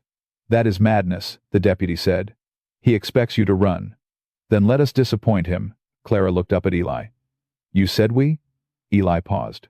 There it was, the word he had not meant to offer. We. A small word. A dangerous word. A word that tied one soul to another. For now, he said. Clara did not smile, but her eyes warmed in a way that made him look away. The cabin sat a mile beyond town, where Mercy Creek bent around a stand of cottonwoods, and the land rose gently toward the spring lot. Eli, Clara, and Harlan went by back paths, while Reverend Pike remained to hide the blue hymn book and pray over a courage he had never had much practice using. Harlan came because shame drove him, and because Eli made clear that if the deputy ran back to Granger, the watch would speak for him in court. They reached the cabin under a pale morning sun. It was a plain structure of weathered logs with a stone chimney and a small porch sagging at one corner. A split-rail fence enclosed a winter-dead garden. Beyond it, the creek moved dark under shelves of ice. Clara stopped at the gate, her face folded inward. For the first time, Eli saw not the fierce little witness, not Mary's brave daughter, but a child coming home to a house that still smelled of the mother who would not be inside. You do not have to go in first, he said. Clara gripped the gate. Yes, I do. The door hung crooked from a broken latch. Inside, the cabin had been ransacked. Flour covered the floor like dirty snow. Drawers lay open. Bedding had been cut. Mary's shawl was on the floor near the stove, trampled with muddy boot prints. Clara made a sound too small to be called a sob and ran to pick it up. She held the shawl to her face, and all the strength went out of her. Eli turned away to give her privacy, but there was nowhere in the small cabin. Grief did not reach. Harlan removed his hat. His face had gone gray. I did not know they did this. You knew enough. The deputy took the blow without protest. Eli searched quickly. The family Bible was gone, as Mary had written. The flour bin had been emptied, the mattress sliced open. But beneath the loose hearthstone, Clara found a tin box with coins, 2 photographs, and a lock of hair tied in ribbon. She clutched the photographs to her chest. Mama and Papa, she whispered. Eli looked once. Thomas Whitcomb had a kind, serious face. Mary stood beside him, younger than Eli remembered, and older than the girl he had left behind. There was happiness in her expression, but caution too, as if she had learned joy could be overheard by trouble. Clara placed the photographs carefully back in the tin. We cannot let him have this place. We will not let him have it today, Eli said. Tomorrow is a bridge we cross when we reach it. Harlan looked through the window. Riders. Eli moved to the door.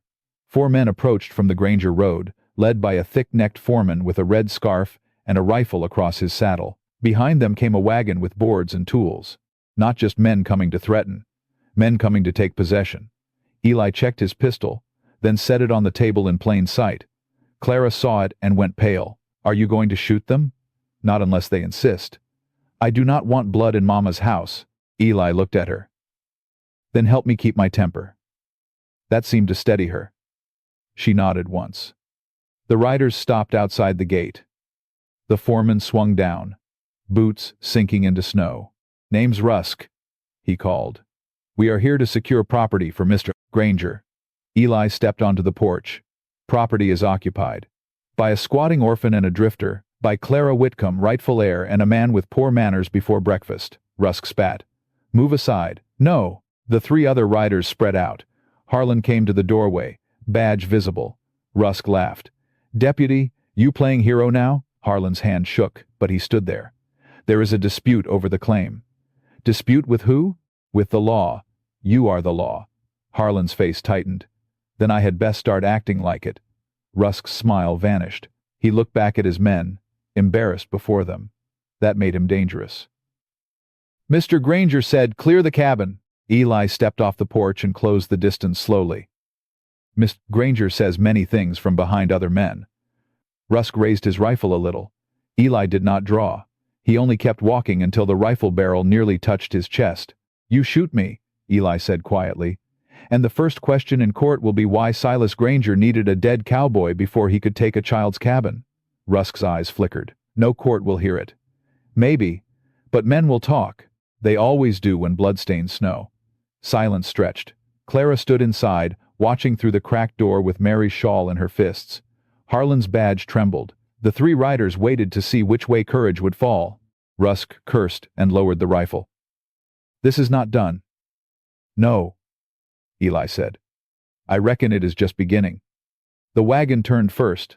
Then the riders backed away, one by one, anger burning in their faces. Rusk pointed at Eli. Sundown, I will be here. Maybe not standing. Bring better conversation. Rusk rode off. When the sound faded, Harlan sat hard on the porch step like his legs had quit him. Clara came outside. She looked at Eli as though trying to understand a puzzle that frightened her. You stayed. Eli put his pistol back in its holster. For today. Why? He looked toward the creek, toward the spring lot hidden beyond the cottonwoods, toward the road where Granger's men had vanished. Then he looked at the child Mary had left behind. Because your mother wrote me a letter. Clara waited. Eli swallowed. And because I am tired of being the man who only reads the last line after the grave is filled. Clara's eyes filled again, but this time the tears did not look quite so lonely. For a few hours they worked together to set the cabin right. Harlan repaired the door latch while Eli nailed boards across the broken window. Clara swept flour from the floor, folded her mother's torn bedding, and placed the shawl on the chair by the stove as if Mary might still come in from the cold and reach for it. Eli found coffee, beans, and a strip of salt pork in the cupboard. By noon, the cabin smelled of smoke and food. Clara ate slowly at first, then with the hunger of a child who had forgotten her body needed tending. Eli looked away when she scraped the bowl clean. After dinner, she brought him a small cup of coffee, watered thin. Mama said guests take the first cup. I am not a guest. What are you? The question should have been easy. Stranger. Drifter. Mistake. Trouble passing through. Instead, Eli warmed his hands around the cup and looked at Mary's chair. I do not know yet. Clara sat opposite him. For the first time, the cabin held something besides grief. Not peace exactly. Peace was too large a word. But warmth had returned to one corner of the world. And sometimes that was how healing began. Not with justice, not with victory, but with beans on a stove and a child no longer freezing alone beside the dead. Then a horse approached at a hard gallop. Harlan rose. Hand to his pistol, Eli went to the window. Reverend Pike was riding toward them, coat flapping, hat gone, terror plain on his face. He reined in so hard the horse slipped. Boone, he shouted. They took the hymn book. Granger's men came after you left. Eli opened the door. The papers are with me. Not that. The Reverend's breath came ragged. There was another packet hidden in the spine. I did not see it until it fell loose. A name was written on it. Clara stepped onto the porch. What name? Reverend Pike looked from her to Eli, then spoke the words that turned the day cold again. Clara's name, and beneath it, adoption papers signed, but never filed. Clara went white. Eli felt the old world tilt under his boots. From the road beyond the creek, a rifle shot cracked through the afternoon, and the coffee cup on the table shattered behind him. The villain strikes back. The rifle shot did not sound like thunder. Thunder has distance in it, a warning rolling over the hills before it breaks. This shot was close, mean, and certain. It cracked across the creek bottom and entered the cabin as splintered wood, shattered crockery, and a scream Clara tried to swallow before it escaped her mouth. Eli seized her by the shoulders and drove her down behind the table. Harlan dropped to one knee beside the stove, pistol drawn with both hands, though his fingers shook. Reverend Pike threw himself flat on the porch, his old bones striking the boards hard enough to make him groan. A second shot tore through the open doorway and buried itself in the far wall above Mary Whitcomb's shawl. Clara reached for the shawl as though the bullet had struck her mother. Eli caught her wrist. "No. Mama's—" "Stay down." His voice was hard, harder than he meant, but fear gives orders no gentleness can carry. Outside, the horse Reverend Pike had ridden, screamed, and bolted toward the cottonwoods. Eli crawled to the window and eased one eye above the sill. Across the creek, among the bare willows, a thread of gun smoke faded into the snow-bright air. He saw no man. Only branches. Only the kind of cover a coward favored. "One shooter," Eli said. "Maybe two." Harlan swallowed. "Rusk?" "Rusk likes being seen. This is quieter." The deputy's face tightened. "Granger keeps a man named Caleb Voss. He hunted buffalo south of Dodge. Folks say he can hit a bottle cap at 200 yards. Folks say many things. With Voss, most are true." Eli checked the angle of the bullet hole. The shooter had aimed for the table, not the ceiling. If Clara had still been sitting with the coffee cup in her hands, the shot would have found flesh instead of porcelain. That knowledge moved through Eli slowly, cold and murderous. He forced it down. Rage had a loud step. Survival walked soft. Reverend Pike crawled inside on his elbows, pale and trembling. "Lord preserve us." "He has been invited," Eli said. "You may want to help bar the door while we wait." "Wait for what?" Clara whispered. Eli looked at her. Her face was bloodless, but she was not crying. One hand clutched the packet of photographs she had saved from the tin box. The other pressed against the floor so hard her knuckles whitened. 11 years old, and already learning where to place her body when rifles spoke. That seemed to Eli a sin greater than any court could name. For him to move, Eli said. A man who fires from cover either runs after the first warning or grows proud enough to take a second look. And if he does? Then I see him. The cabin settled into a terrible quiet. The stove ticked. Somewhere in the wall, a bullet-loosened sliver of wood fell to the floor. Outside, the creek whispered under ice. Clara breathed through her mouth, each breath shallow. Harlan stared at the broken cup, as if it were an omen. Reverend Pike mouthed a prayer without sound. Eli waited. Waiting had been his first education. Before gun leather, before trail contracts, before the stories that followed his name like buzzards, he had been a boy, waiting behind a rain barrel, while drunken men tore apart his father's store over a debt not worth the broken glass. He had waited then and learned that fear was not the enemy. Panic was. Fear sharpened. Panic blinded. Across the creek, a branch dipped, though no wind touched it. Eli fired once. The crack filled the cabin. Clara flinched. A man cursed in the trees. Snow shook loose from a willow, and a dark shape stumbled backward, then vanished behind the bank. Harlan looked at Eli. "Did you hit him?" "Enough to spoil his aim." "Will he come back?" "Not alone." Eli rose and pulled the curtains down from the window, then nailed one across the broken pane from the inside. "We move before Granger gathers more." Clara sat up. "Move where?" "Not far, the spring lot." Harlan frowned. "There is no shelter there." "There is no shelter there." "There's no shelter there. There is a cut bank, cottonwoods, and water. Better than sitting in a cabin with straight walls and bright windows." Reverend Pike gripped the table edge. "But the adoption papers, we must speak of them." Clara turned slowly toward him. "What adoption papers?" The Reverend looked as if he would rather face the rifle again. "Child," I only saw the words for a moment. "Your name." "Mary's." "Thomas's." "A signature from Judge Bellamy. I do not know what they mean.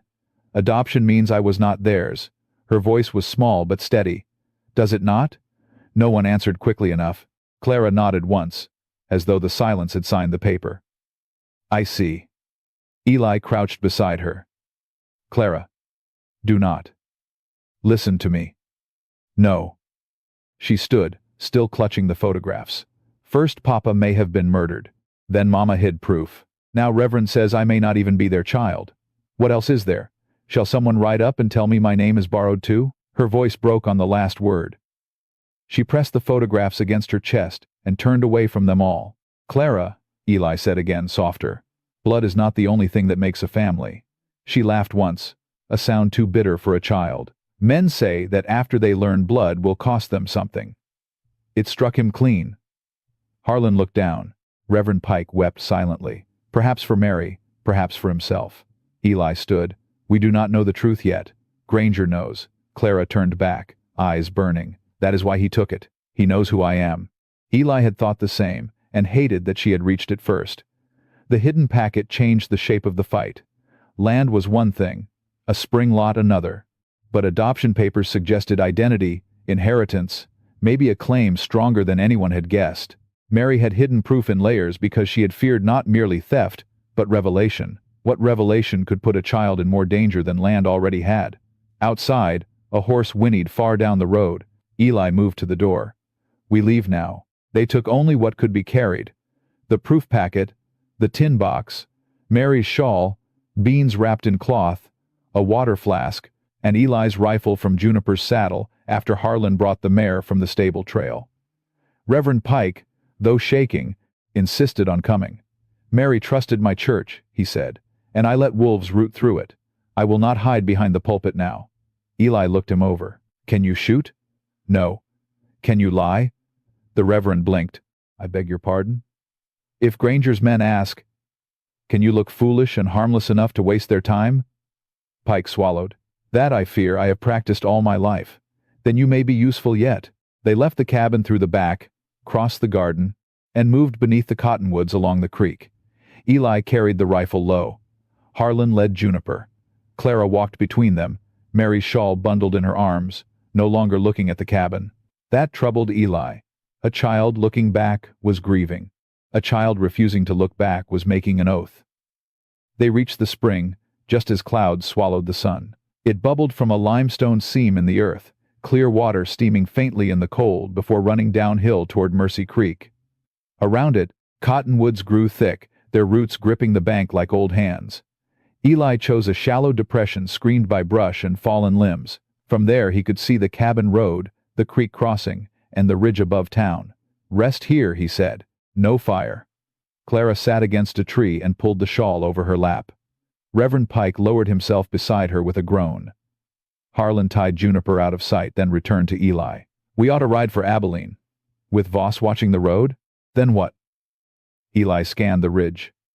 "We make Granger believe the papers are somewhere else." "Where?" "Back where shame began." Harlan looked confused. Clara was listening despite pretending not to. Eli continued. "The county records office burned 7 years ago, did it not?" Harlan nodded. "Lightning," folks said. "And after that, land claims had to be refiled." "Yes." "Who handled Mercy Creek filings?" Harlan's face changed. "Granger. He served as temporary clerk after old Mercer died." "Convenient." "Too convenient." Eli looked toward town. "If there is a false record, there may be a draft, a ledger, a witness. Rich men trust paper because paper can be made obedient, but they also keep copies, in case they need to remember which lie they told." Harlan wiped a hand over his mouth. "Granger keeps a locked office behind his house. Then someone needs to see inside it. That is burglary. So is stealing a child's life." Harlan hesitated. "I cannot help you break into his house." Eli stared at him. "Deputy, you helped him break into hers by looking away for years." Harlan flinched. Clara's eyes lifted. The deputy closed his hand over Thomas Whitcomb's watch chain. "My wife is sick," he said, as if confessing before a judge. "Granger pays the doctor on credit. If I cross him, Ruth loses medicine." "And if you do not cross him?" Eli asked. Harlan looked at Clara. "Then I lose whatever is left of myself." The afternoon deepened. Far away, riders moved like black pins along the road to the cabin. Granger's men. They dismounted, entered, searched, emerged angry.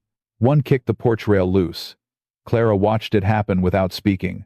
When Rusk found the cabin empty, he sent 2 riders toward town and 2 toward the creek crossing. Eli counted rifles, horses, distances. "They will search until dark," he said. "Then they will try to smoke us with fear." "What does that mean?" Clara asked. "It means Granger will strike where he thinks we are soft." He expected tears. Instead, Clara nodded toward Reverend Pike. "The church?" Reverend Pike paled.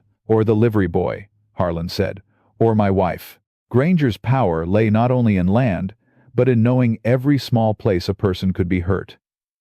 The first blow came before dusk. A bell rang from town, not the church bell, but the iron triangle outside the mercantile used for fire. Smoke rose beyond the rooftops. Reverend Pike stood too quickly and nearly fell. The church? Eli climbed the bank and looked. The smoke came from the south end of town. Livery! Harlan cursed. Clara covered her mouth. The boy? Eli did not know. That was the cruelty of it. Granger had set a hook and baited it with a child's fear. If Eli ran to help, he left Clara exposed. If he stayed, he let innocents suffer for his fight. I have to go, Harlan said. Ruth's room is near there. Eli grabbed his sleeve. That is what he wants. My wife is there. Then go low by the creek. Do not take the road. Harlan nodded and looked at Clara. I'm sorry. Clara's face was unreadable. Be useful. The deputy ran. Reverend Pike wanted to go too, but Eli ordered him to stay with Clara. Smoke thickened. Orange light licked the evening sky. From the ridge, one of Granger's men fired a shot into the air. Then another. Signals. Pressure. A town learning once again that one rich man's anger could burn through every door. Clara stood beside Eli at the bank. He is doing this because of me. He is doing this because of himself. If I gave him the papers, would he stop? For a time. Then later? He would make sure no one could ever ask for them again. She understood. Her hand went to her throat. Would he kill me? Eli looked at the smoke. He wanted to lie. He wanted to hand her one soft answer in a world made of hard ones. But Mary had not asked him to comfort Clara with falsehood. She had asked him to protect her. Maybe. Clara closed her eyes. Snow began again, falling through smoke-stained dusk. Then I am glad Mama did not tell me sooner. I would have been afraid my whole life. You were loved your whole life. She opened her eyes. Was I? Yes. Even if I was adopted? Eli turned toward her fully, especially then. Love chosen in hardship is not lesser than blood. Sometimes it is braver. Clara's lip trembled, but she held the tears back. Did anyone choose you? The question opened old ground beneath him. Eli looked away. Not for long. Maybe you did not let them. He almost told her she was too young to speak such things, but she had lost too much for a man to hide behind her age. Maybe. The smoke slowly thinned. Night settled. Harlan returned after an hour, coughing, soot on his face, with news that the livery boy lived, and Juniper was safe because the fire had been set in the hay shed, not the main stable. Ruth Harlan had been carried to the doctor's before the smoke reached her room. Granger's warning, Harlan said. Nobody saw who lit it, of course. Of course, Eli said. Harlan also brought worse news. By order of Sheriff Malloy, Eli Boone was accused of abducting Clara Whitcomb, stealing estate documents, assaulting a deputy, and setting the livery fire to cover his escape. Reverend Pike whispered, That is monstrous. Harlan gave a hollow laugh. It is tidy. Tidy lies travel far. Clara stood. But you are the deputy. Tell them it is false. Harlan looked at the ground. The sheriff will not hear me tonight. Granger has him at the ranch. Then we go to the people, Clara said. The people are afraid, Reverend Pike murmured. Clara's eyes flashed. Then let them be ashamed too. Eli looked at her and saw Mary again, not in face alone, but in that fierce refusal to let fear have the final word. Yet fierce children could still be killed. No speeches tonight, he said. We need proof stronger than accusation. Harlan rubbed soot from his cheek. The adoption packet. And Granger's records. The deputy hesitated, then nodded. There is a back window to his office. Small. A child might fit. Eli's answer came sharp. No. Clara looked at him. I can. No. You said we need proof. Not at the price of putting you inside Granger's house. I am already the price. Eli stepped close. Do not ever say that. His voice shook. Clara stared at him, startled. Eli lowered his tone. You are not coin to spend. Not for land. Not for truth. Not for revenge. Your mother did not keep you alive so we could gamble you through a window. Clara looked down, and at last some of the hardness left her face. Then, what do we do? Eli looked at the dark shape of Granger's ranch house across the valley, lamps glowing like watchful eyes. He thought of Mary's letter, Thomas's receipt, Harlan's shame, Pike's fear, Clara's question, And the life he had planned to buy for himself far away from all this. That life seemed very small now beside the child standing in the snow. "I go," he said. "Alone." Clara's head snapped up. "You promised not to leave." "I promised not to leave without telling you." "You twist words again." "This time I am telling you plain." "And if you do not come back?" Eli looked toward the ranch, where Silas Granger waited behind walls built with other people's losses. "Then you take the papers we have and ride with Harlan before dawn." "No." "Yes. I will not lose another person tonight." The words broke from her before pride could stop them. Eli felt them land and stay. He wanted to answer like a drifter. "You never had me to lose," but that would be a lie now. And both of them knew it. Instead, he took Mary's letter from inside his vest and placed it in Clara's hands. "Your mother trusted me with this. I am trusting you with it now." Clara clutched it. "That is not fair." "No. You said you were tired of reading the last line after the grave was filled." "I am." "Then do not make me do it." Eli had no words for that. He turned away before the child's eyes could change his mind. Behind him, Clara called, "Eli." He stopped. It was the first time she had used his name without Mr. "Come back before sunrise." He did not promise. Some promises are too holy to be made by men walking into darkness. He only touched the brim of his hat and went down along the creek, toward Granger's ranch, toward the locked office, and toward the secret that had already cost Clara one family and might yet cost her another. The painful secret. Granger's ranch was not merely a house, it was a declaration. It sat on a rise east of Mercy Creek, broad-shouldered and bright-windowed, with barns, corrals, bunkhouses, smokehouses, and a windmill turning slow in the winter dark. Lanterns hung from porch beams. Dogs moved in the yard. A man could look at it and think prosperity lived there if he did not know how often prosperity was built from the boards of other people's homes. Eli approached from the north, keeping to the dry wash where cottonwoods and rocks shadowed his movement. Snow helped him and betrayed him at once. It softened sound but recorded tracks. He moved where the ground was stony, where cattle had churned mud, where wagon wheels could confuse a boot print. Twice he stopped for riders. Once he lay flat in a ditch while two ranch hands passed close enough for him to smell whiskey on them. They were laughing about the livery fire. Eli marked their voices and let them live, because tonight needed silence more than justice. The back of Granger's house faced a kitchen yard. Beyond it stood a smaller building joined by a covered walkway, the office. One window showed lamplight. Eli waited in the dark behind a water trough, counting shadows. A man sat inside, perhaps reading, perhaps guarding.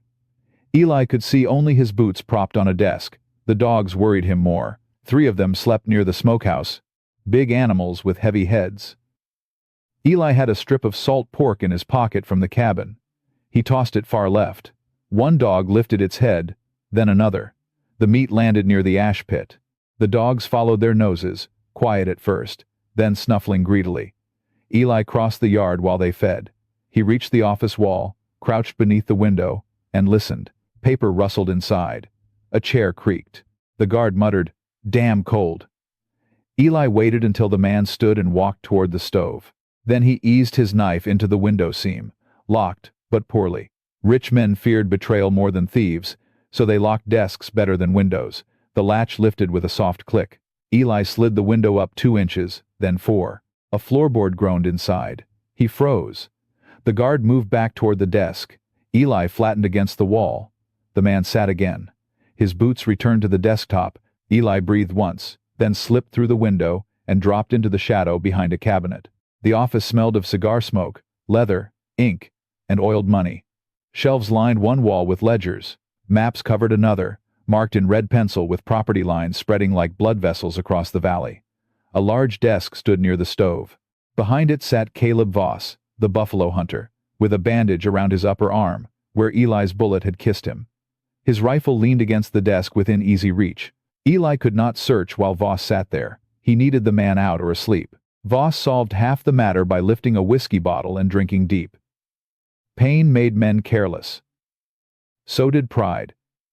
Eli waited in the cabinet shadow while Voss read a newspaper and drank. Minutes stretched. Snow tapped the window. Somewhere in the house, a piano began to play, stiff and joyless. At last, Voss's head dipped, then rose, then dipped again. Eli crossed the room in 3 silent steps.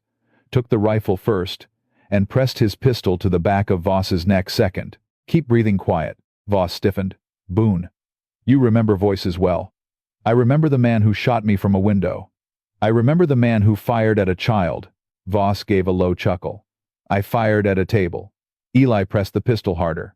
"You are about one foolish word from meeting your maker with that distinction in your mouth." Voss went still. Eli took his revolver, then used the man's own belt to bind his wrists to the chair. "Where are the land records?" "Go to hell." Eli shoved a cloth into his mouth and tied it. "Later, maybe." He searched fast. Top desk drawer, contracts, receipts, cigars. Second drawer, letters from cattle buyers. Third locked. Eli broke it with his knife. Inside lay a smaller ledger bound in dark leather, several envelopes, and a packet sealed with red wax. On the packet was written, "Whitcomb matter." Eli felt the room narrow. He opened it. The first document was a copy of the false mortgage Granger had used against Mary, bearing Thomas Whitcomb's forged signature. The second was a note from a lawyer in Abilene warning that Judge Bellamy still possessed old filings, proving the Whitcomb Spring deed valid. The third was the adoption packet. Eli unfolded it carefully. Clara Whitcomb, approximately 6 months of age, adopted by Thomas and Mary Whitcomb before Judge Bellamy, filed in draft and pending formal county entry. The natural mother was listed as Abigail Reed, deceased. The natural father line was blank. Attached was a second note in Mary's hand. "If anyone questions her right to inherit, Bellamy knows Thomas claimed her before God and law. Silas must not learn whose blood she carries." Eli read that line twice. Whose blood? Not because Clara lacked inheritance, but because she possessed a dangerous one. He searched the envelope further and found a brittle newspaper clipping from 12 years before. "Reed family lost in prairie fire, near North Fork. Infant rumored survived." The Reed name tugged at Eli's memory. Land south of Mercy Creek. Old cattle rights. A lawsuit. Then it struck him. Josiah Reed had owned the North Fork water rights before his house burned. No heir had been found. Silas Granger had leased the range afterward and, over time, treated it as his own. If Clara was Reed blood, she might have claim not only to the Whitcomb Spring, but to North Fork water rights that fed half Granger's empire. Eli swore softly. Voss watched him over the gag, eyes sharp now. Eli tucked the packet into his shirt. From the dark leather ledger, he found more. Payments to Deputy Harlan marked Watch and Bridge, a line to Sheriff Malloy marked Election Support, a payment to C. Voss on the date of the livery fire, and 15 years earlier, a strange entry under Mary Carson's name. Stage passage East paid. Eli went cold. Mary Carson.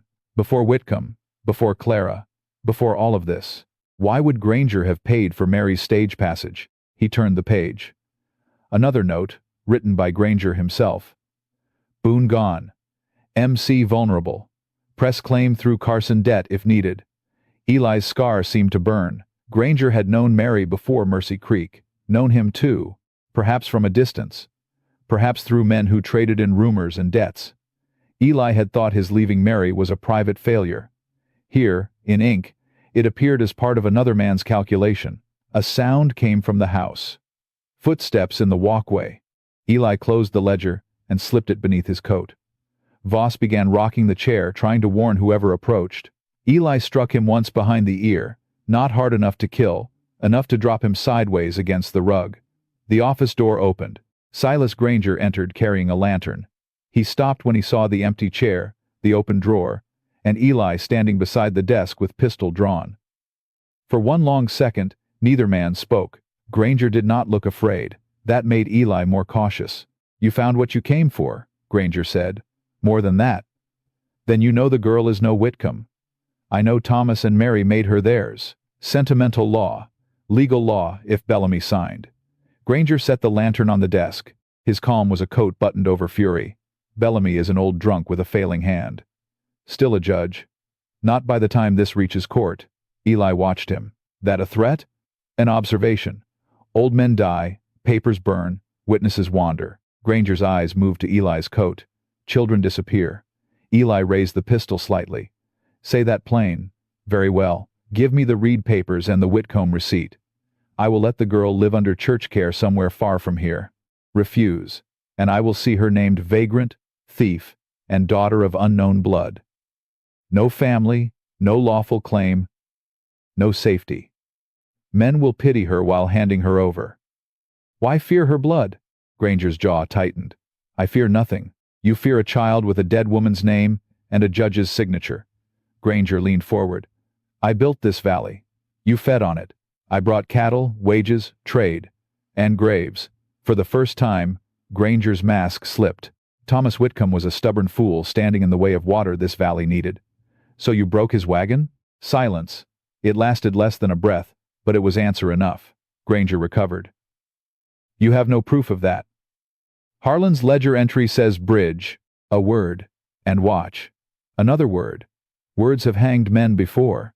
Granger smiled thinly. Men like you, perhaps. Not men like me. From the yard came the growl of dogs. Someone had found the pork gone. Voices rose. Eli backed toward the window. Granger did not move to stop him. That was wrong. Eli saw the confidence too late. The window behind him slammed shut from outside. A rifle barrel appeared through the glass, aimed at his back. Rusk's voice called, "Drop it." Eli froze. Granger's smile widened. You are a brave man in rooms with one door, Boone. I prefer rooms with two. Eli lowered his pistol slowly. Two men entered from the walkway, guns drawn. Rusk climbed through the window after forcing it open, red scarf bright against the night. They took Eli's pistol, rifle, knife, and the packets from his coat. Granger held the adoption papers up to the lantern. There she is, he murmured. Little Clara Reed, hidden in plain sight. Eli lunged, but Rusk drove a rifle stock into his ribs. Pain burst white through him. He dropped to one knee. Granger looked down with satisfaction. You nearly made a story of yourself. Eli breathed through the pain. Story is not done. No. But yours is. Granger turned to Rusk. Take him to the old ice house. At dawn we bring the girl in. Let Boone hear her sign away every claim before we send him south in a pine box. She will not sign, Eli said. Granger looked back. Children sign many things when someone they love is made to suffer in front of them. The words found their mark. Eli's face changed before he could stop it. Granger saw. Ah, he said softly. So the drifter has grown roots. Rusk hauled Eli up. As they dragged him out, Eli looked once at the desk where the papers had been. Gone. All of it gone. Mary's proof. Clara's name. The ledger. The road to justice folded back into Granger's hand. But not all. Eli had one thing Granger had not seen. When he first opened the adoption packet, a small second page had slipped loose. Eli had palmed it and tucked it inside the lining of his sleeve before Granger entered. Now it scratched against his wrist with every step. He did not know yet what it said. He only knew Mary had hidden truth in layers, and one layer remained. They beat him behind the smokehouse, not enough to kill, enough to weaken. Then they locked him in the old ice house, a stone building half sunk into the ground, with a heavy door, and no window but a narrow vent near the roof. Cold lived there even in summer. In winter, it was a grave practicing patience. Eli lay on the frozen floor and listened to the bolt slide home. Blood filled his mouth. His ribs burned. His hands were bound behind him. Outside, Rusk laughed and walked away. For a while Eli did not move. He let pain speak its piece. Then, slowly, he rolled onto his side and worked the hidden paper down from his sleeve into his fingers. It took near an hour. Twice he nearly fainted. At last the paper came free. In the thin moonlight through the vent, he unfolded it against the floor. The words were faint, but readable. It was not a legal paper. It was a letter from Mary to Clara, never delivered. My darling girl, it began. If you are reading this, then you have learned that love and birth are not always the same road. Thomas and I chose you before we knew what your name might cost us. You were Abigail Reed's child, yes, but you became ours the first night you slept between us while winter hammered the roof. No court can make that truer. No thief can make it false. If Silas comes for the land, remember this. He fears not what you own, but what your existence proves. The night your birth family burned, there were men seen riding from North Fork toward Granger's range. One of them wore a red scarf. Eli closed his eyes. Rusk. The foreman had been there.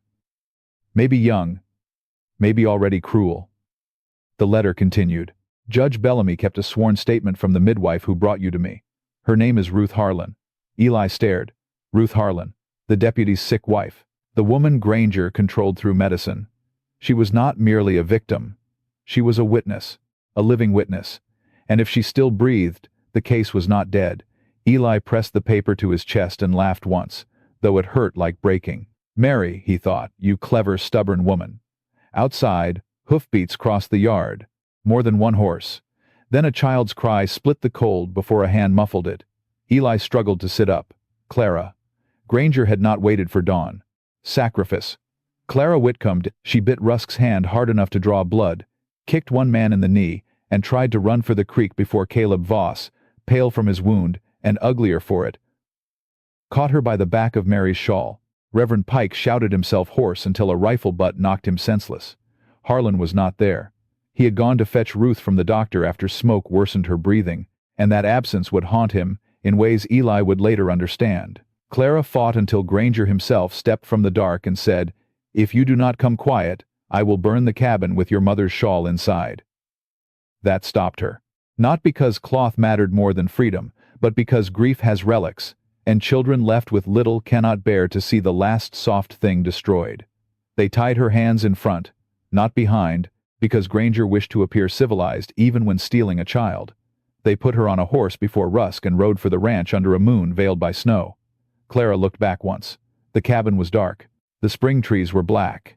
No Eli appeared from them. She told herself he had gone to Granger's office. She told herself he would come. Then she saw, as they crossed the ranch yard, a smear of blood near the smokehouse, and drag marks leading to the old stone ice house. Her heart seemed to stop and start wrong. "Where is he?" she demanded. Granger rode beside her. "Where troublesome men learn the cost of meddling. If you killed him, you will do what? Scold me?" Clara said nothing. That pleased him less than fear. They brought her into the office where the stove burned hot and lamps shone bright. On the desk lay papers arranged in neat stacks: the false mortgage, the adoption packet, the Whitcomb receipt, the Reed clipping, Mary's letter to Eli.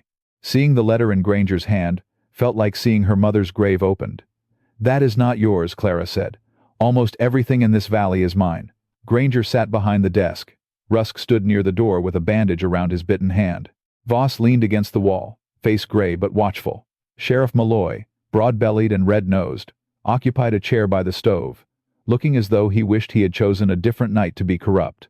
"Now," Granger said, dipping a pen in ink, "we will settle this kindly." Clara stared at him. "Kindly?" "You will sign a statement acknowledging that Mary Whitcomb, in her final fever, confused old papers and filled your head with false claims. You will further acknowledge that you are not the natural child of Thomas and Mary Whitcomb, and therefore make no claim upon the cabin, the spring lot, or any property connected to the Reed family. I do not know how to write all that. Your signature will suffice. I am a leavin', old enough to lie, old enough to correct it." Sheriff Malloy shifted. "Silas, a child's signature may not hold much." Granger's eyes did not leave Clara. "It will hold long enough." "Long enough for what?" she asked. His smile was thin. "For Judge Bellamy to suffer an unfortunate decline of memory. For Ruth Harlan to decide her health cannot bear courtrooms. For Mr. Boone to leave Mercy Creek permanently." Clara's throat tightened. "Let me see him. Sign first."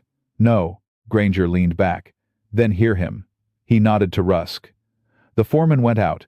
A minute later, from somewhere beyond the office wall, came the sound of a heavy door opening.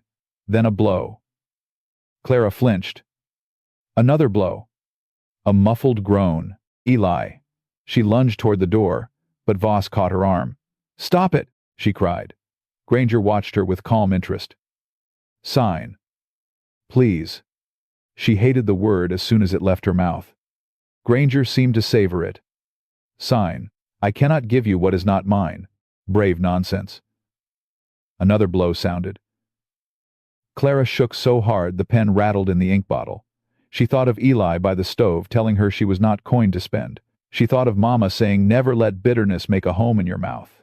She thought of Papa's work watch in the hymn book, and the way people spoke of dead men as if death made them unable to be robbed. "If I sign," she whispered, "will you let Eli go?" "Yes." Sheriff Malloy looked at Granger sharply. Even he knew a lie when it walked barefaced through a room. Clara saw the look. She put her hands behind her back. "You are lying."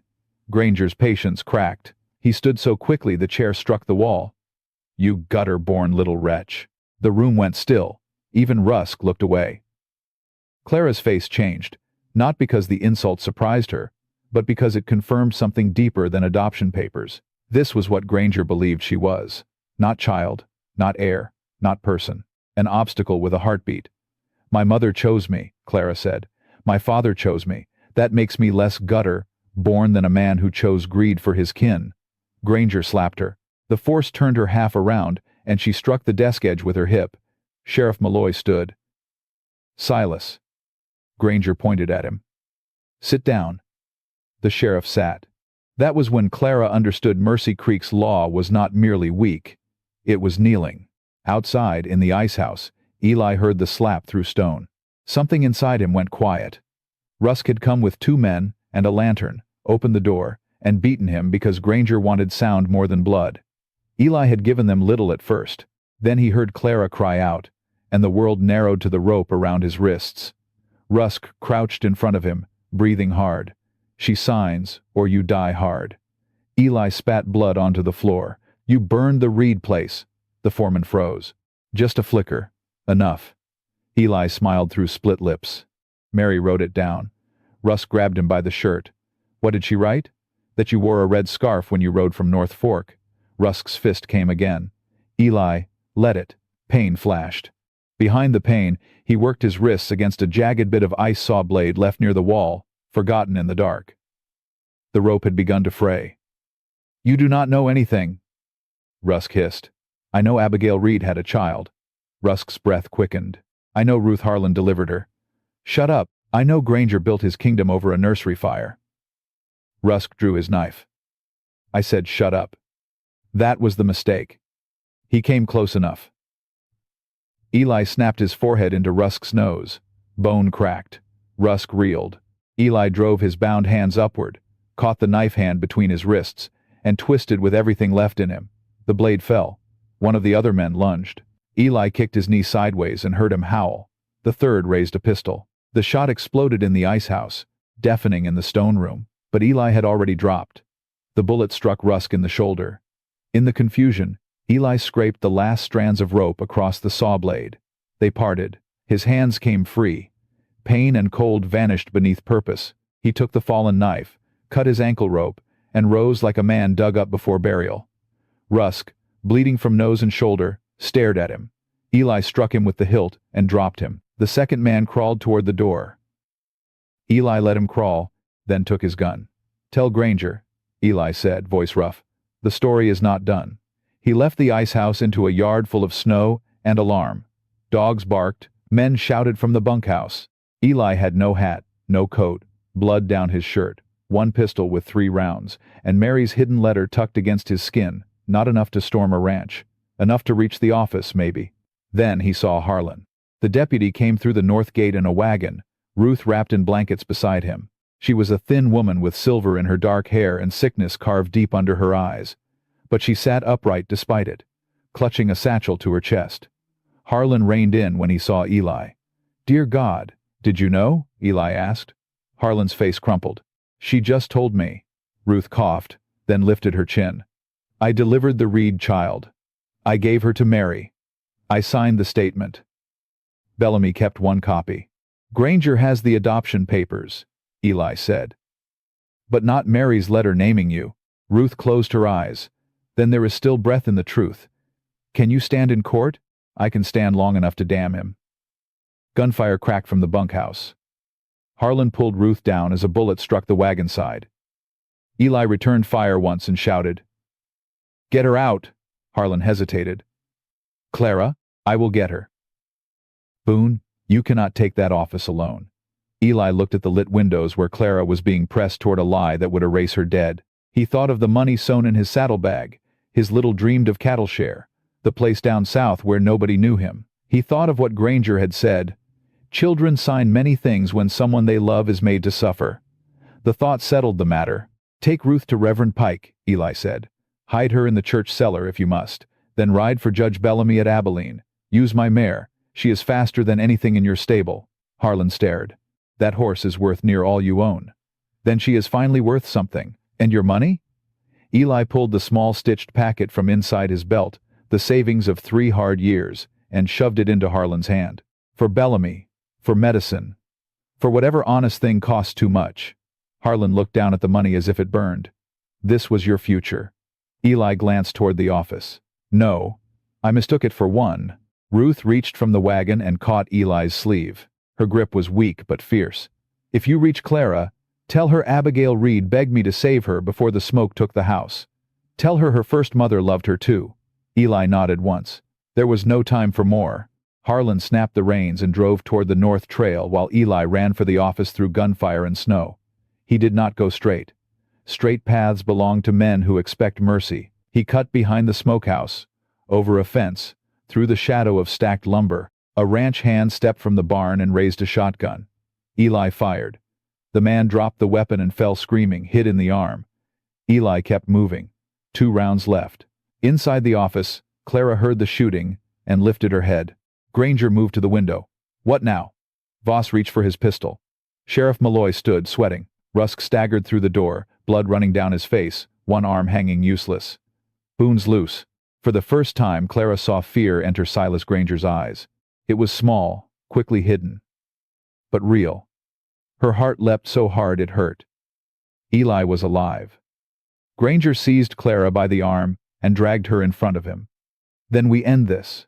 He took a pistol from the desk and pressed it near her shoulder, not quite against her, but close enough that she felt the cold of the barrel through her sleeve. Open the door. Sheriff Malloy backed away. Silas, she is a child. She is a claim, Clara whispered. I am a girl. Granger's grip tightened. You are whatever the law can be made to call you. The door burst inward. Eli stood there, bloodied, bareheaded, breathing hard, pistol in hand. Snow blew behind him. For Clara, in that moment, he looked not like the perfect heroes from dime novels, but something better and more frightening. A wounded man who had chosen not to run. Let her go, Eli said. Granger held Clara tighter. Drop the gun. Eli's eyes met Clara's. In them she saw apology, fear, and something like a promise he had been too wise to speak aloud. He lowered the pistol and set it on the floor. There, now let her go. Kick it away. Eli did. Voss collected it. Rusk grinned through blood. Granger smiled again, though sweat shone at his temple. You disappoint me, Boone. I expected more violence.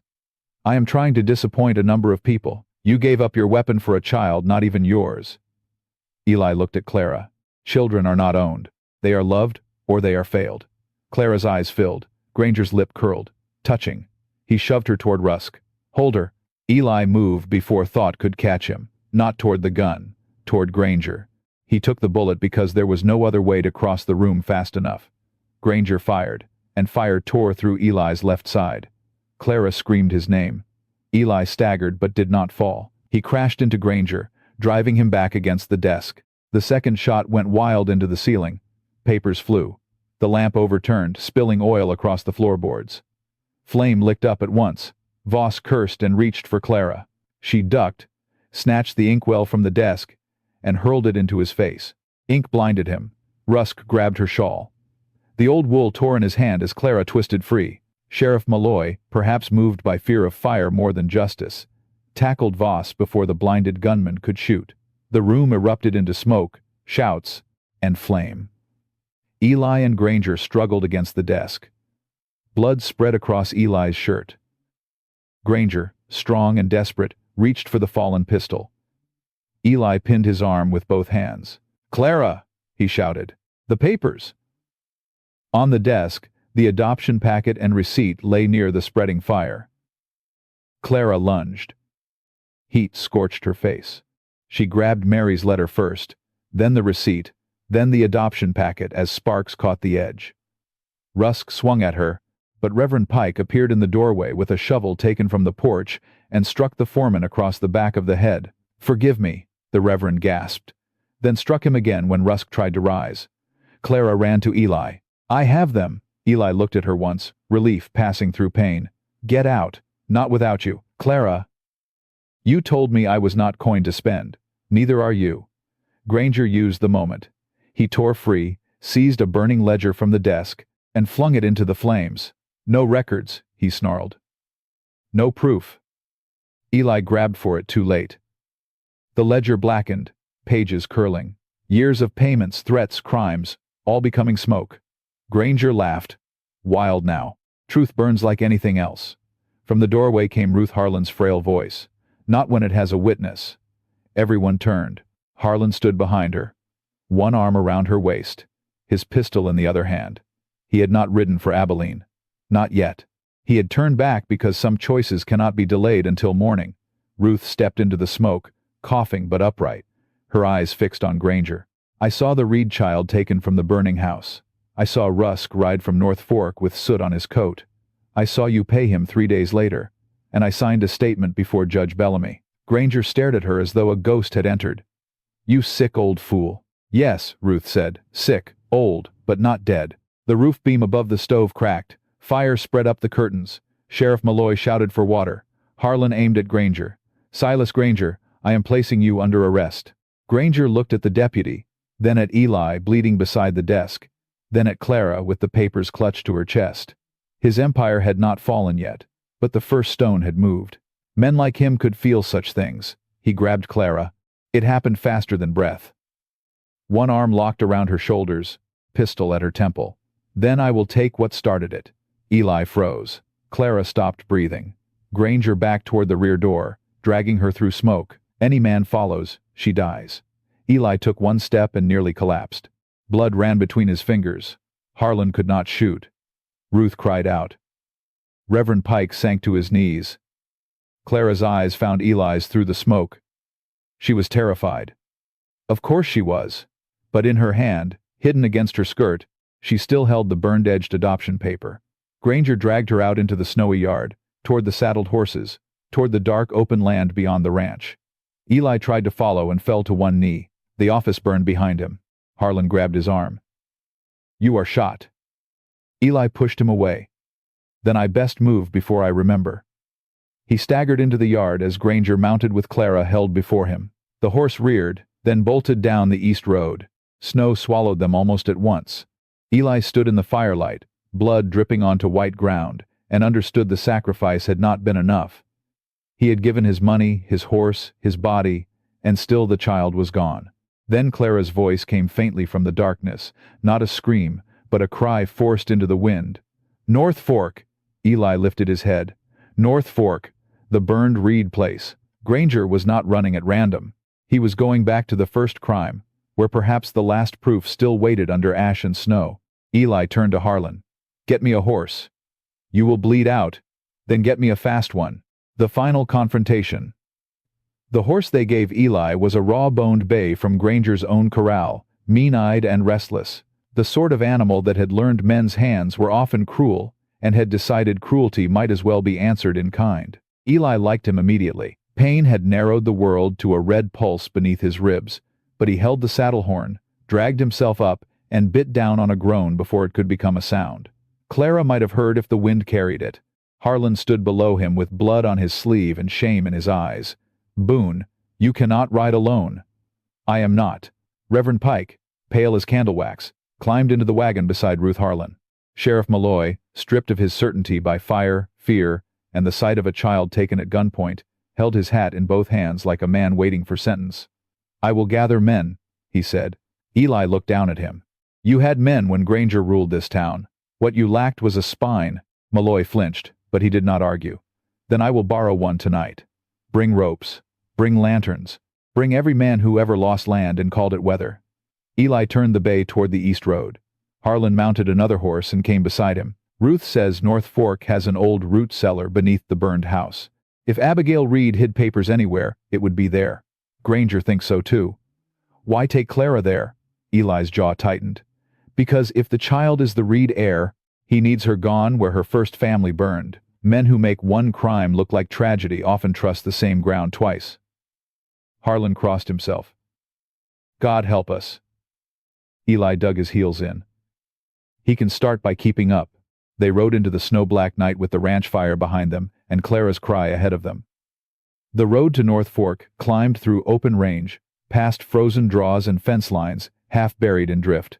Eli bent low over the bay's neck, one hand pressed against his wound. Warm blood spread beneath his palm, then cooled in the air. Each breath hurt, each hoofbeat struck his ribs like a hammer. Yet pain for once did not make him smaller. It told him he was still alive, and while alive, he could still choose. Clara rode before Granger with his arm locked around her like an iron bar. The wind tore tears from her eyes, though she did not know whether they came from cold, fear, or fury. She had stopped fighting because she had learned the shape of his grip. He wanted struggle. Struggle gave him reason to tighten, to threaten, to hurt. So she went still. And in stillness she thought. The adoption paper was folded inside her dress, against her waist. Mary's letter was tucked under her sleeve. The receipt had fallen somewhere in the office yard, or perhaps Harlan had gathered it. She did not know. She knew only that she still carried enough truth to matter. "You should have signed," Granger said near her ear. "Men like Boone make fine sacrifices and poor victories." Clara stared ahead at the dark ridge. "Eli is coming. Eli is dying." She closed her eyes. The word struck, but she would not let him see the wound. "Then he will die better than you lived." Granger's arm tightened until she could scarcely breathe. "Your mother had the same tongue." "Which one?" He went silent. Clara felt it. The question had landed where he did not want to be touched. "My first mother," she said. "Did she beg you?" "Be quiet." "Did Abigail Reed beg when you burned her house?" I said be quiet. "And Mama Mary, did she look at you the same way when you stole Papa's watch and called it debt?" Granger hauled the horse to a stop so suddenly Clara lurched forward. He turned her face toward him with one gloved hand. His eyes were wild in the moonlight. "I did not build my life to be judged by a child dug out of ashes." Clara trembled, but her voice held. "Then you should not have made ashes." For a moment she thought he would strike her again. Instead he shoved her forward and rode on, faster now, toward the blackened skeleton of North Fork. The Reed place had burned 12 winters before, but fire leaves memory in the bones of a house. Charred beams still jutted from snow like broken ribs. The stone chimney stood alone, tall and accusing. A collapsed well cover lay near the yard. Beyond it, a low mound marked the root cellar door, half hidden beneath brush and drift. Granger dismounted, dragged Clara down, and tied her hands to the old hitching post. "You will stay there. Afraid I will run?" "Afraid you will meddle." He took a lantern from his saddle and a shovel from the ruined shed, then went to the cellar mound. Clara worked her wrists against the rope. It was tight, but Rusk had tied better knots than Granger. Rich men often believed command was the same as skill. It was not. Granger dug with frantic strength, snow and frozen dirt flying. Beneath the mound, a wooden door appeared, blackened but still whole under the earth. He pried it open. Damp, stale air rose from below. Clara watched him descend with the lantern. As soon as his hat vanished beneath the ground line, she twisted her hands again. Skin tore. Blood warmed her fingers. She bit her lip and kept working. From inside the cellar came the scrape of wood, the crash of jars, Granger cursing, then silence, then a laugh. Clara went cold. He had found something. She pulled harder. The rope loosened. A horse snorted in the dark. Not Granger's horse. Clara looked toward the road. At first she saw only snow and shadow. Then a rider appeared between the burned gateposts, slumped but upright, hat gone, coat dark with blood. Eli. Relief nearly stole her voice. She shook her head violently, warning him, but he had already seen her. He dismounted slowly, one hand on the saddle, and came toward her with Harlan just behind, pistol drawn. "Where is he?" Eli whispered. Clara nodded toward the cellar. "He found something." Harlan cut her ropes. Clara grabbed Eli's sleeve. "You are bleeding. I have noticed." "You came." His tired eyes softened. "You called." The cellar boards creaked. Granger was climbing out. Eli pushed Clara behind the chimney stones, just as Granger emerged with a small metal box in one hand and a pistol in the other. "Touching," Granger said. "The dying man and the ash child." Harlan aimed. "Drop the gun, Silas." Granger held up the box. "Do you know what this is?" Abigail Reed's strongbox. Deeds, water rights, birth record. Enough paper to turn a nameless orphan into the richest little nuisance in the county. "Then hand it over," Harlan said. Granger smiled. "No." He stepped toward the old well. Eli understood first. "Clara, run." Granger flung the strongbox into the open well. Clara screamed and bolted from behind the chimney. Eli lunged after her. The box struck stone once, twice, then splashed far below. Granger raised his pistol at Clara. Eli threw himself between them. Harlan fired. Granger's shot went wild as the bullet struck his arm, and his pistol spun into the snow. He staggered backward toward the cellar pit. For a heartbeat, all three men stood frozen in the falling snow. Then from the road came lanterns, wagons, horses, voices. Mercy Creek had arrived. Sheriff Malloy led them, with Reverend Pike beside Ruth Harlan in the wagon. Behind them came the livery boy, Mrs. Bell, the carpenter, farmers, widows, men who had signed Granger's notes, women who had lowered curtains for years and now carried lanterns high. Granger looked at them as if the earth itself had betrayed him. "Go home," he shouted. No one moved. Ruth Harlan climbed down from the wagon with Harlan's help. She stood wrapped in blankets, thin as a reed but straight. "I delivered Abigail Reed's child," she said, loud enough for all. "That child is Clara. I swore it before Judge Bellamy." Reverend Pike lifted Mary's burned-edged letter. Mary Whitcomb knew it. Thomas Whitcomb claimed her. Silas Granger hid it. Harlan stepped forward. "And I took Thomas Whitcomb's watch after his death, paid by Granger, to keep quiet.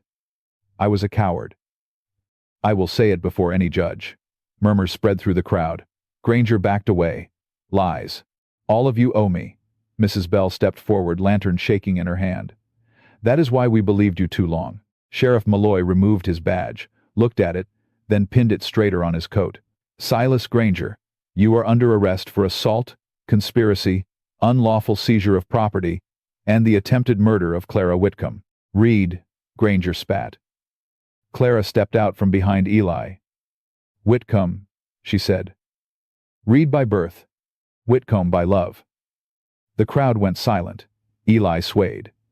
Clara caught his hand with both of hers, as if a child could hold a wounded man upright by will alone. Granger saw them, saw the town, saw his years of fear loosening from every throat, and made one final choice. He grabbed Rusk's fallen rifle from a rider's saddle and swung it toward Clara. Eli moved, but his body was too slow. Harlan fired first. The shot struck Granger in the leg. He fell hard beside the root cellar door, the rifle skidding away. He did not die. Death would have been too quick for a man who had taught a valley to kneel. He lay in the snow, cursing, while Malloy and two farmers bound his hands. Clara turned away from him and looked at the well. The strong box. Harlan peered down. "Too deep tonight." Eli leaned against the chimney, breath ragged. "Water preserves what fire does not." Ruth nodded. "At first light, men can lower a hook. But we do not need it to begin. Bellamy has the sworn statement. I can testify. Harlan can testify. Pike has Mary's letter. The receipt survived." Reverend Pike held it up, singed but readable. Clara began to cry then. Not loudly, not like a child defeated. Like someone who had carried too much, and finally found hands reaching to help. Eli tried to kneel beside her, but his strength failed. He dropped to the snow. Clara screamed his name and fell beside him. "No, no, you promised." Eli's eyes opened slowly. "I do not recall promising." "Then promise now." His mouth curved faintly. "Bossy little thing, promise." Around them the town blurred into lantern light. Ruth called for bandages. Harlan shouted for the wagon. Reverend Pike prayed aloud, this time with both fear and courage in his voice. Eli looked at Clara, at Mary's shawl around her shoulders, at the child who had lost two mothers, two fathers, a home, a name, and still refused to let truth freeze beside a grave. "I will try," he whispered. Clara pressed her forehead to his hand. "Trying is not enough." Eli looked at the sky where snow fell soft over burned beams and living faces. "No," he said, "but it is where a better man begins." Then his eyes closed, and Clara's cry followed him down into darkness. Healing Eli Boone woke to the smell of coffee, soap, and wood smoke. For a moment he believed he was young again, lying in a trail camp before sorrow had names. Then pain gathered itself beneath his ribs, and memory returned. The office fire, Granger's gun, North Fork, Clara's hands around his. He opened his eyes. He was in the back room of Reverend Pike's parsonage, tucked under 3 quilts, with bandages tight around his side. Morning light lay pale across the walls. A chair scraped. Clara appeared beside the bed so quickly he wondered if she had been sitting there all night. Her eyes were red, her hair braided badly, and Mary's shawl was around her shoulders. You are awake. Eli swallowed. Seems so. Doctor said you were stubborn. Fine medical eye. He also said if you try to stand before he allows it, I am to hit you with a spoon. Cruel town. Clara's mouth trembled between laughter and tears. Then she did neither. She took his hand and held it carefully, mindful of bruises. They pulled the strongbox from the well. Eli closed his eyes with relief. Readable? Most of it. The birth record. The Reed water deeds. Letters. Judge Bellamy came yesterday with 2 marshals. Yesterday? You slept 3 days. Lazy of me. This time she did laugh, though it broke in the middle. Mr. Granger is in jail. Rusk, too. Voss tried to run and was caught near the South Ridge. Sheriff Malloy resigned after giving his statement. Deputy Harlan is acting sheriff until the judge appoints someone. Mercy Creek may survive that. Ruth Harlan testified from a chair. Everyone listened. Clara looked toward the window. People came to the cabin. They fixed the porch rail. Mrs. Bell washed Mama's shawl. The livery boy brought Juniper back. Reverend Pike said the church cellar will be cleaned proper, and no truth hidden there again, unless it is meant to be found. Eli watched her face. And you? Clara's fingers tightened around his. The judge says the cabin and spring are mine. The Reed rights too, until I am grown. He says I need a guardian. Eli looked at the ceiling. There it was. The word larger than land, heavier than a gun, more frightening than Granger's men. Guardian. A root. A staying. The judge will find a respectable person. Clara's face closed. I see. Eli turned his head despite the pain. Clara, you are leaving. I did not say that. You looked at the ceiling the way men look at roads. He sighed. You notice too much. You hide too much. Silence settled, but it was not the bitter silence from the stable.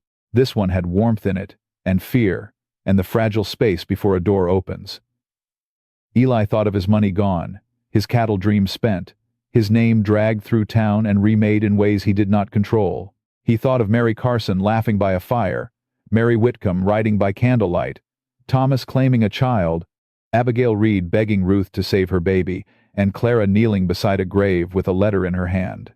A man could ride away from many things, but not from all things. Not and remain a man. I am not respectable, Eli said. Clara's eyes filled. I did not ask for respectable. I have killed men. You also saved me. I have run from people who needed me. Then stop. He smiled faintly. You make it sound simple. It is not simple, it is right. Eli looked at her for a long time. If I stay, there will be days I do it poorly. Then I will tell you. I believe that. And you may get sad. Likely. And quiet. Often. And scared. Eli's throat tightened. Yes. Clara nodded as if accepting terms in a contract. Then stay scared here. The words undid him more than grief had. He covered his eyes with one hand, but Clara saw the tears anyway, and did not shame him for them. She only laid Mary's shawl gently over his arm, as if giving warmth to both of them at once. 2 weeks later, Eli Boone stood on the porch of the Whitcomb cabin with a cane in one hand, and a legal paper in the other. Judge Bellamy, bent but sharp-eyed, had ridden back to Abilene after signing temporary guardianship into record.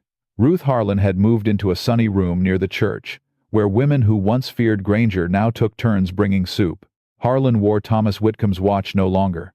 He had placed it in Clara's tin box with a written confession, saying truth should not have to chase him again. Granger's ranch was placed under court hold. Men he had ruined came forward with notes, deeds, and stories. Some would never recover what they lost, but they recovered their voices, and that was no small beginning. Clara planted 3 markers at North Fork when spring softened the ground, one for Abigail Reed, one for the family lost in the fire, and one small wooden cross for the unnamed courage that had carried a baby through smoke. At Mercy Creek Cemetery, Mary Whitcomb's grave received a proper stone paid for not by charity, but by town collection. The words carved beneath her name were Clara's choosing. She kept the truth alive. On the first warm evening of April, Clara and Eli walked to the spring. Juniper grazed nearby, fat and self-satisfied. The creek ran silver under the setting sun. Cottonwood buds shone green against the branches. Clara carried a folded paper in her hand.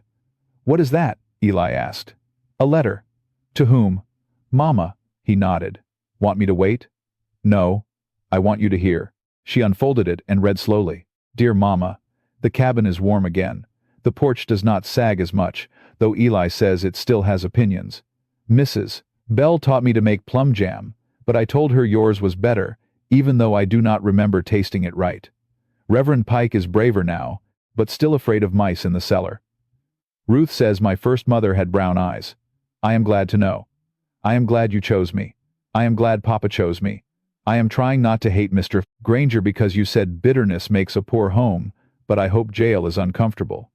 Eli coughed to hide a laugh. Clara smiled and continued.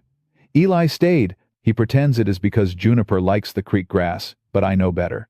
He does not sing, and he burns biscuits, and sometimes he looks toward the road like it is calling him. But he does not go. I think maybe staying is a kind of bravery too. I miss you every morning. I miss you every night. But I am not alone anymore. Your loving daughter, Clara Whitcomb Reed Boone, if he lets me add the last part someday. Eli's breath caught. Clara folded the letter carefully. Is that too many names? He looked out over the spring, blinking against the gold light. No. Is the last one allowed? Eli knelt with some difficulty so his eyes were level with hers. If you want it, and if the judge agrees when the time comes, I would count it the highest honor of my life. Clara threw her arms around his neck. He held her gently at first, then tightly, as if learning the shape of a promise with both hands. The sun lowered behind Mercy Creek, laying fire across the water without burning anything. For once, the past did not feel like a chain around Eli Boone's throat. It felt like a long road behind him, hard and sorrowful, but leading here, to a spring saved by the truth, to a child warm in his arms, to a cabin where supper smoke would rise, and to a family not born all at once, but chosen piece by broken piece until it became whole. If this story touched your heart, please give it a like, subscribe to the channel, and share it with someone who still believes that even in the hardest places, kindness can become a home. Tell us in the comments, what moment moved you the most? Clara's courage, Mary's letter, or Eli's choice to stay? 20.